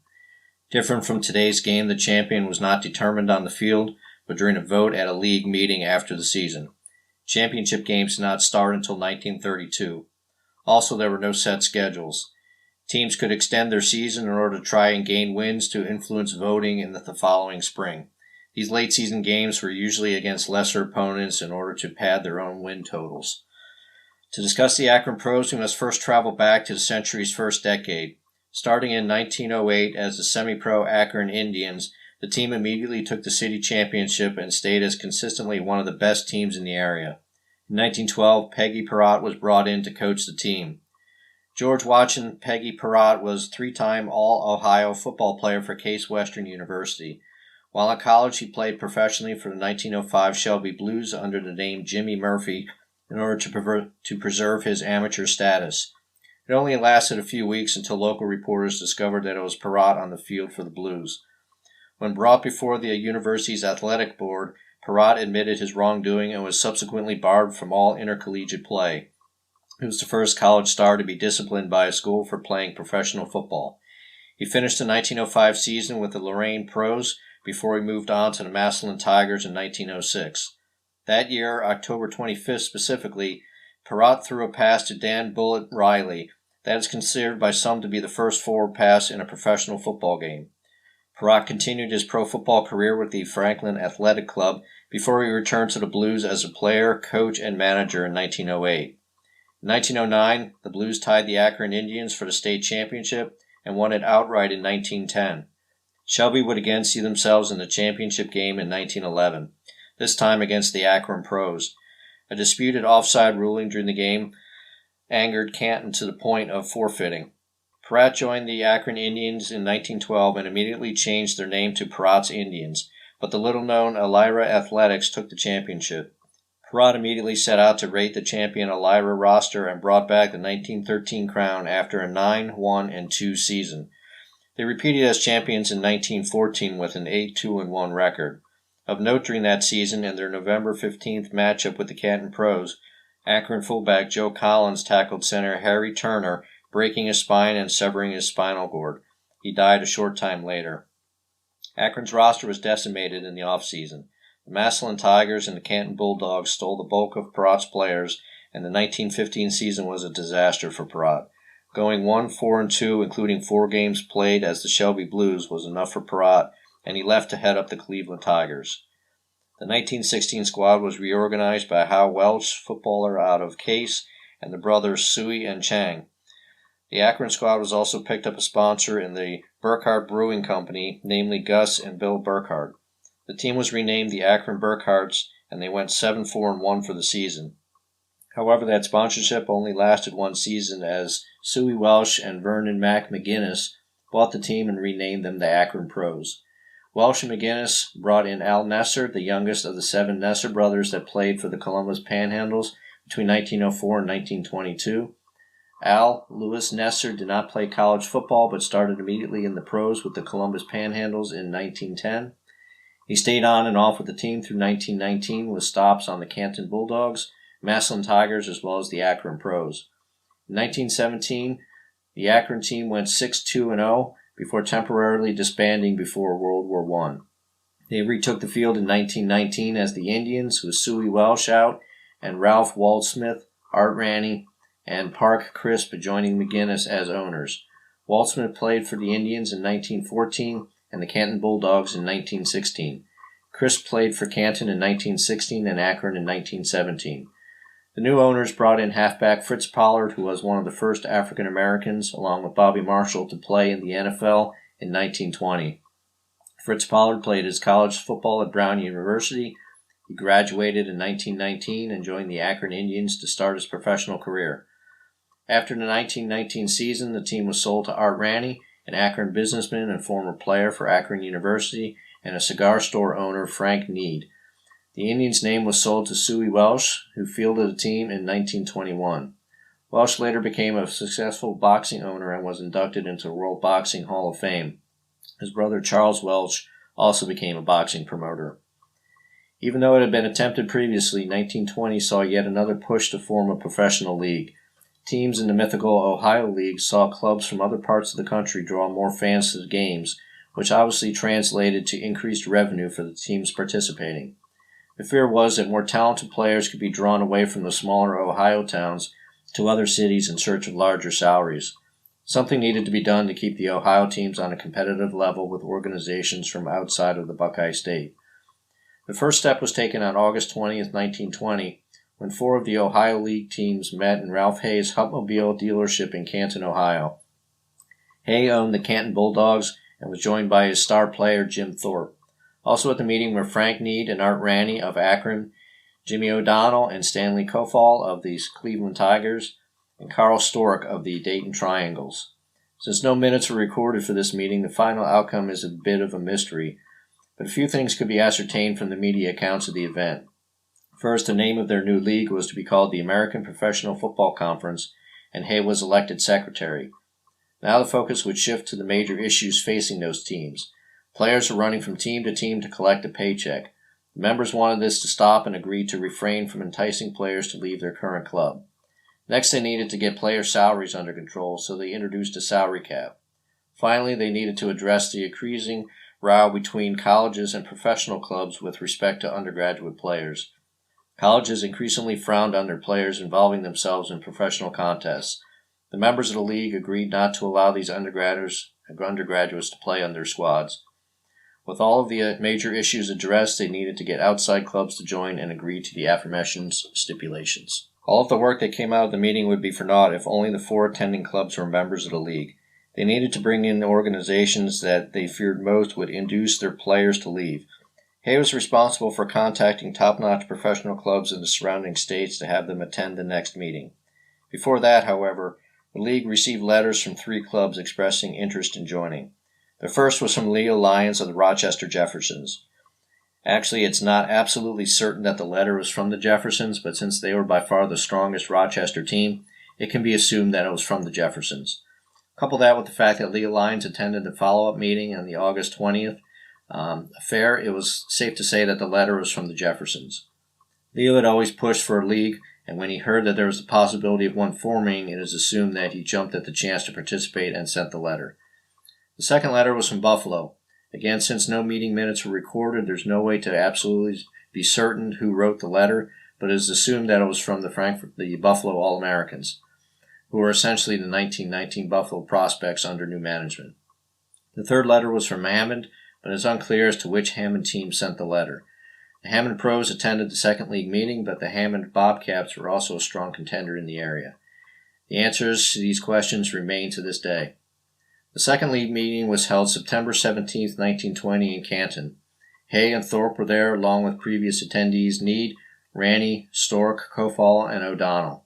New to the meeting were Leo Lyons of the Rochester Jeffersons, Doc Young of the Hammond Pros, Walter Flanagan of the Rock Island Independents, Earl Ball of the Muncie Flyers, George Hallis and Morgan O'Brien of the Decatur Staleys, and Chris O'Brien of the Chicago Cardinals.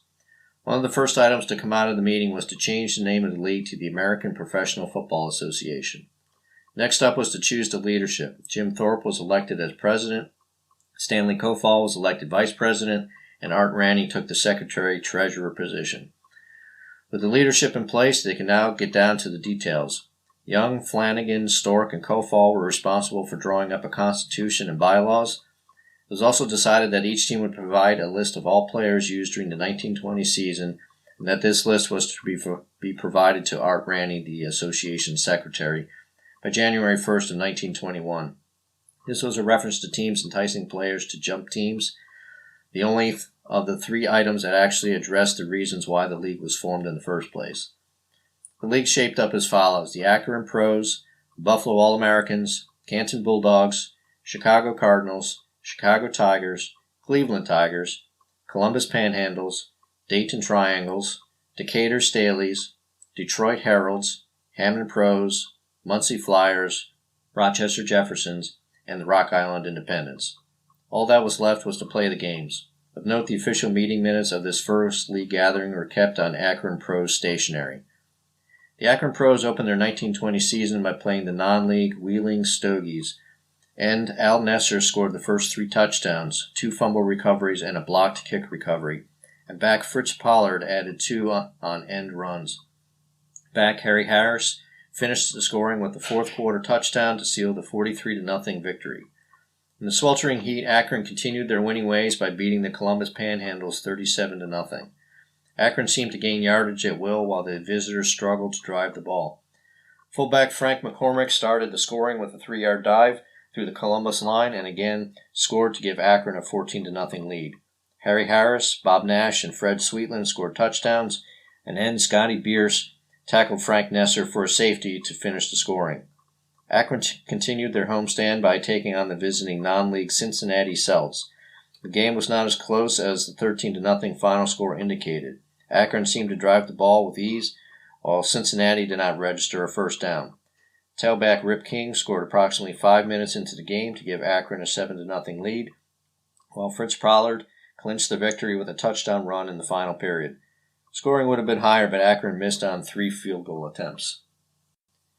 Next up for Akron was the visiting Cleveland Tigers. The Pros racked up 12 first downs in the game, but it took a freak play to put points on the board for the home team. In the first quarter, tailback Stanley Kofall dropped back to punt for the Tigers. As the ball was snapped, Bob Nash streaked through the line, caught the ball as it was punted, and raced the final 8 yards for a touchdown. Even though Akron was able to move the ball, the Cleveland defense held firm as Akron approached the goal line. The final score was 7-0 to preserve Akron's undefeated streak. 10,000 fans saw Akron dismantle the perennial powerhouse Canton Bulldogs on October 31st. Coming off their first loss since 1917, the Bulldogs were expected to rebound on their home field, but the Akron squad was just too much. In the first quarter, Charlie Copley put Akron on the board with a 38-yard field goal. The legendary Jim Thorpe entered the game in the third quarter, and Canton showed some signs of life. However, a strong defensive effort by Akron prevented Canton from crossing the Pros' 10-yard line. Canton tailback Joe Guyon returned Rip King's punt to midfield. Johnny Gilroy dropped back to pass, but Bob Nash and Pike Johnson split the line and blocked Gilroy's pass. Johnson caught the deflection and ran 50 yards for the touchdown. Canton's only chance to score came in the third quarter when Thorpe failed to kick a goal from the Akron 18-yard line. Akron traveled to Cleveland for their second road game of the season. 2 weeks prior, the Pros beat Cleveland 7-0, but the Tigers wanted revenge. To this point in the season, Akron was undefeated, untied, and gave up no points to their opposition. The Pros wanted to keep that streak alive. It started with 2 beautiful 20-yard runs by a tailback, Fritz Pollard, to give Akron a 7-0 lead in the second quarter. In the third quarter, Cleveland struck. Back Mark Devlin hoisted a 25-yard pass to tailback Tuffy Khan, who raced 25 yards for the touchdown to tie the game. These were the first points scored against Akron all season. The game ended in a 7-7 tie, breaking Akron's undefeated, untied record. The following week saw Akron take on the 4-0-2 Dayton Triangles. Dayton's defense held for the first 3 quarters, but Akron broke free in the final period. Rip King passed to Frank McCormick for a touchdown to break the scoreless deadlock. Soon after, Fritz Pollard ran around end for a 17-yard scoring scamper to give Akron a 13-0 victory. At this point in the season, the Akron Pros were 6-0-1 and ready to face a rematch with the 6-1-1 Canton Bulldogs.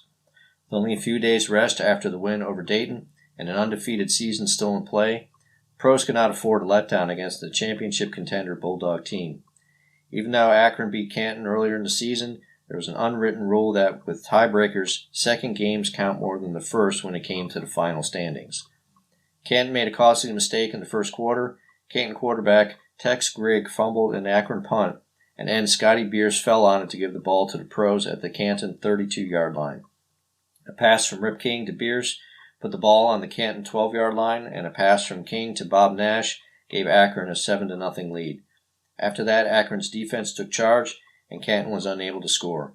In 2 games, Akron held Canton scoreless and preserved their undefeated streak. Next, Akron faced a rematch with the 5-1-2 Dayton Triangles. The only loss for the Triangles was against the pros. It was a hard-fought match, but Akron took charge in the second half. With Dayton quarterback Al Mark going down to a broken collarbone, the Triangles' offense sputtered. In the third quarter, Rip King received a Dayton punt, but fumbled the ball around midfield. Fritz Pollard recovered the loose ball and weaved his way to the goal line for the first score of the game. In the fourth quarter, Akron's offense drove to the 20-yard line. A fumble and 2 penalties pushed the pros back to the Triangle 32-yard line. On the next play, King dropped back to pass, but it was hit by tackle Max Broadhurst. King fell to one knee, but the play was not over. King got up and tossed a pass to Pollard for a score and a 14-0 victory. That essentially eliminated Dayton from championship consideration, while the 8-0-1 Akron Pros were on their way to a title. Around December 5, 1920, the Akron Pros sold end and tackle Bob Nasty Nash to the Buffalo All-Americans for $300 and 5% of the gate receipts for the game with the All-Americans. That was considered the first player transaction in league history. However, Nash did not suit up for either team in their December 5th matchup. Only 3,000 fans showed up in the Buffalo winter weather. Intermittent rain and snow combined with a blustery wind made things difficult for both teams. However, late in the second quarter, Akron's offense provided a spark. 5 straight first downs put the ball on the Buffalo 2-yard line. The defense of the All-Americans held on downs. Akron again drove to the shadow of the Buffalo goal in the fourth quarter when Rip King tossed a pass to end Al Nesser, who rumbled his way to the 1-yard line. Buffalo back Tommy Hewitt stopped Nesser short of the goal. Near the end of the game, Hewitt dropped back to punt from his own goal line. His punt went about 5 yards, but with an Akron man touching it and failing to recover the loose ball, Buffalo's Bodie Weldon fell on it to regain possession for the All-Americans. A poor pass by Lud Ray almost caused Buffalo guard Swede Youngstrom to fall back into his own goal for a safety. That was the last scoring opportunity for either team. The game ended in a scoreless tie. With only one game remaining, 8-0-2, Akron needed to beat the 10-1-1 Decatur Staleys to leave no doubt as to the first champion of the APFA. Decatur did not leave anything to chance and hired Chicago Cardinal tailback Patty Driscoll. However, even with all the stars on the Staley team, neither team was able to put points on the board. Akron's offense had a slight advantage in yards, but the Staleys drove deeper into Akron territory. Obviously, without points to show for their efforts, it really did not matter. The championship would be determined by a vote of the membership, with Akron and Decatur both claiming the title. The two teams had to wait until April 30th, 1921 to see who would take home the crown. That marked the end of the first year of the APFA. Even with their best efforts, the league was not able to stop the 3 things that forced them to create the association in the first place: skyrocketing salaries, team jumping, and the use of collegiate undergraduates. In fact, it was as if the association did not even exist. The end of the 1920 season still called for the formation of a pro football league, even by members of the association. Regardless, the APFA decided to continue and had a meeting on April 30th, 1921. Thorpe and Kofall did not attend, so Art Raney took charge. Other attendees included Joe Carr, Leo Conway of the Union Athletic Association, George Hallis, Ralph Hay, Lester Higgins, who is the brother-in-law of Ralph Hay, Charles Lambert, Leo Lyons, Frank McNeil, Frank Need, Chris O'Brien, Morgan O'Brien, Carl Stork, and Doc Young. First on the agenda was to vote for the champion of the association. Carr nominated the Akron Pros, and it was approved. Akron was able to rack up an impressive unbeaten 8-0-3 record, playing tough opponents. That is what carried them to the championship, even though Decatur tied Akron and thought that would be enough to get them the championship. And Buffalo and Akron tied to beat Canton. Regardless, Akron won the championship based on the vote of the membership. The pros were awarded a loving cup from the Brunswick Bulky Colander Company. The next item on the meeting agenda was the appointment of a new leader. After a short discussion, Joe Carr was elected the new association president, replacing Jim Thorpe. Morgan O'Brien was elected vice president, and Carl Stork continued as secretary and treasurer. Making good on the promise from the previous meeting, members of the association had until May 15th to submit a list of all players that played on their squad the previous season. These players were not allowed to be enticed into leaving until the club management released them from their contract. This was to address the team jumping issue that plagued the teams of that era. Finally, the association was taking a hard stand to clean up the sport. Another point that needed to be addressed was players playing for more than one team in the same week. This hit home with Conway and McNeil, as both teams were guilty of this practice. McNeil's Buffalo All-American players suited up for Conway's Union team on Saturdays, and then returned to Buffalo to play for the All-Americans on Sunday. This was pretty much overlooked up to this point, but the situation would boil over toward the end of the 1921 season. Another association meeting occurred on June 18, 1921, at the Holland Inn Hotel in Cleveland. The main purpose of this meeting was to start establishing schedules and to approve a new constitution. Rochester's Leo Lyons never attended this meeting, but representatives from Akron, Buffalo, Canton, Chicago, Columbus, and Dayton all made the trip. There's no official record of Buffalo ever being admitted to the association in 1920, but it was brought up at this meeting. Also attaining membership at this meeting was Cleveland, Detroit, Rock Island, and Toledo. Even though Rock Island was a member in 1920, there seemed to be an issue as to whether they were still members at the end of the 1920 season. It is unclear as to the exact reason, but the Independents played a team from Washington and Jefferson at the end of the season, a frowned-upon offense. As if the first two meetings were not enough, a third meeting was held August 27, 1921, at the LaSalle Hotel in Chicago. Leo was able to make it to this meeting, which also included members of the Akron, Buffalo, Canton, Chicago, Cincinnati, Cleveland, Dayton, Decatur, Detroit, Evansville, Fort Wayne, Green Bay, Louisville, Minneapolis, Rock Island, and Toledo squads. Coming out of this meeting was an agreement that any organization receiving a request to have a college player suit up for their team must notify university officials. There are no records showing that any club followed through with this agreement. Also, Buffalo was officially admitted to the association along with Minneapolis, Evansville, Tonawanda, and Green Bay. The Washington Senators and Brickley's New York Giants were not admitted at this meeting, but were admitted before the beginning of the season. For the 1921 season, Fritz Pollard became co-head coach, with 1920 head coach L.G. Tobin becoming the first African-American head coach in NFL history. With an 8-3-1 record, they again made a run for the league championship, but fell just short of the 9-1-2 Chicago Staleys, which were formerly the Decatur Staleys, and the 9-1-1 Buffalo All-Americans. In 1922, the American Professional Football Association changed their name to the National Football League. The Akron Pros started to fall apart in 1922, only going 3-5-2 that year, 1-6-0 in 1923, and 2-6-0 in 1924. They saw a slight improvement in 1925, finishing fourth in the league with a 4-2-2 record, but fell apart in 1926, only winning 1 of 8 games as the newly renamed Akron Indians. Wow. Talk about a lineup of heavy hitters covering the early days of the NFL, and even further back talking about the Wild West of pro football. Now, I don't know how else to say this, but I gotta say, I really do appreciate all the hard work, the dedication, everything that these fine gentlemen have given, not just to provide for this show and this episode, but everything that they've done. I mean, think about it. Poring over articles, NFL newspapers, really not NFL newspapers, but all these other papers, all the time, just, probably their eyes bleeding, just trying to look at the papers from a long time ago, all these things, just so they can recreate and preserve the history of the teams that they care about, and also the league that they care about, and everything else that encompasses all of those words. But as promised, here's a quick bio of each member of what we'll call the Knights of the Pro Football History Roundtable. Everything will be over at the website. Again, you have to go over the website. Way more information, each article in depth, every person on here, the expert. We've got more on them. We've got all the other episodes that they have, all the other articles, links to back and forth, and everything you can dream of. So go over to sportshistorynetwork.com right now.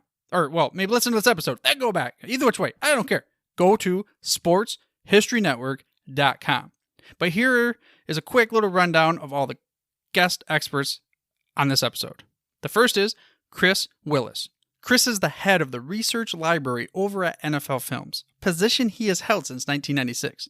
He's also an author of 7 books revolving around early history of pro football. His most recent one covers Red Grange. You know that guy, the first true superstar of the NFL. We had Chris on the podcast back in episodes 107 and 108. The next is Jeff Miller. Jeff is probably the foremost expert on the Buffalo All-Americans history, the first NFL team in the Queen City. He even wrote a book on it. We had Jeff in a couple episodes back in 98 and 99. The next you have John Steffenhagen. John is the great-grandson of legendary Leo Lyons, the man responsible for making the Rochester Jeffersons happen, and to keep them going. You can find more on his work over at rochesterjeffersons.org. He was also on the show, back in episodes 88 and 89. Next, going around the table, we have Steve Broussard. Steve operates the Dayton Triangles website and keeps the memory alive of the location of the first ever NFL game. You can find his website over at DaytonTriangles.com. Then we move on over to Simon Herrera.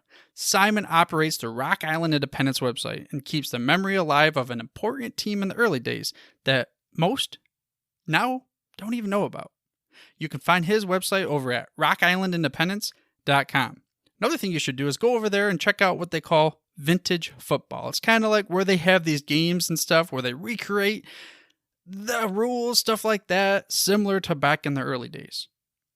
Then going back around the table again, we have Ken Crippen.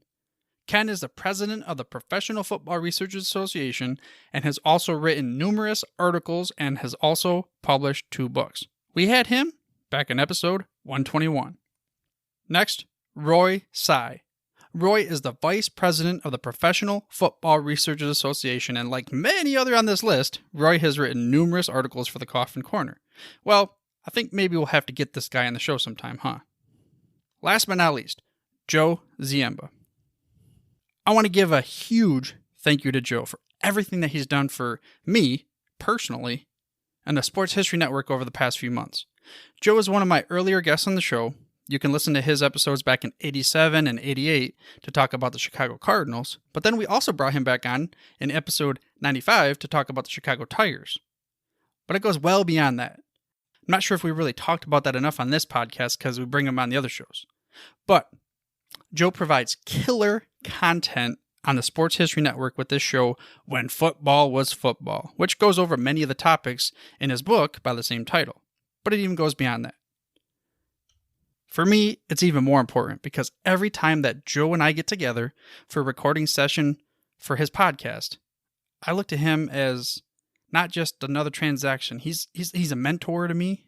He's a friend for bouncing ideas off of, just everything. So Joe, if you're listening still this long, I know it's a long episode, but if you're still listening right now, thank you, Joe Ziemba, so much for everything that you do for me personally, the football history dude, also for us here at the Sports History Network. And there you have it. An incredibly long, but well worth it episode to celebrate the NFL's 100th birthday tomorrow. Well, I mean, of course, if you're listening to it on the day it releases, that is this tomorrow. For those of you that are after the release date and you're not 100% sure what day I'm talking about, the NFL was 100 years old on September 17th of 2020. Something, if you listen to it in the future again, that is a bright spot in a year that has really tested our human and American resolve. I tell you, we all believe it. It's going to get better out there, and we will continue to fight for everything and everyone on this planet that deserves to be treated the same, fair, and just. The NFL has had a very long run so far. So have people on this planet, so has the country, so has this nation. But just like everybody out there, the NFL, everything, the best is yet to come. That's all I have to say about that. Keep being out there together.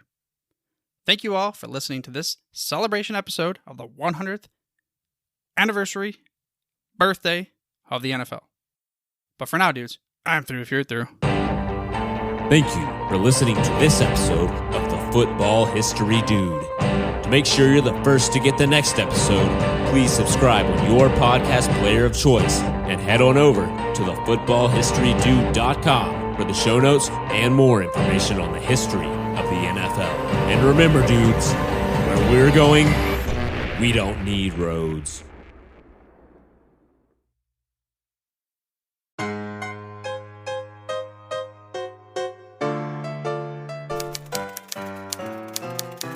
put up my replica 1909 World Series program poster from Row 1 brand. And that's all it took for Marla to do a complete redesign of the Guardian offices, doing up the walls with tremendous prints from baseball, football, basketball, hockey, and more sports events. And every one of them can't help but trigger memories of sports yesteryear. And here's the last one. Let's put it up here by your desk. Perfect. Ah, that's a nice one. College football 1923, Navy versus Penn State. Do you remember that game, Marla? I sure do. It was October 20th, 1923. Cloudy, but a reasonable 57 degrees at the 2:30 kickoff time. Over 20,000 turned out at Beaver Field in College Station, Pennsylvania for this clash of two of the nation's top teams. The Nittany Lions were the underdogs, despite having won their first 3 games by a combined score of 94-0. The heavy favorites were the Midshipmen, who went on to play in the Rose Bowl after the season. Right, and the game immediately became... The entire color of the game would ultimately be dominated by Penn State's star halfback Harry Wilson, but both offenses took some time to get going for a good 22 minutes before Wilson got the crowd to their feet with an interception of Bill McKee's forward pass, returning it all the way for his first touchdown of the day. Wilson certainly was great On the that. next kickoff, who would end up as returner but Harry Wilson? Wilson dodged at least a half dozen Recall the defenders greatest on a moments in sports 77-yard history, sweep or just to your the own end zone, personal the game favorites, gone for a with Row scoreless 1 brand tug-of-war to a sports 2-touchdown paraphernalia. blowout in Don't less than a delay. minute, with Visit hometown today fans ready to at count a 4th win for sportshistorynetwork.com/Row1. PSU. That's ROW1 today for access to the full Row 1 catalog of gallery prints and gifts like t-shirts, long-sleeve shirts, telephone cases, coffee mugs, blankets, pillows, towels, and even shower curtains. Act today for 15% discount off all prints with coupon code SHN15 and 20% off all other items with coupon code SHN20 at checkout. And keep your dial locked to the Sports History Network for the exciting chronicles of the 1920 sports world in Orville, Mulligan. When the gun Sports started Right, to mark the coming half, soon. the score remained Penn State 14, Navy 0.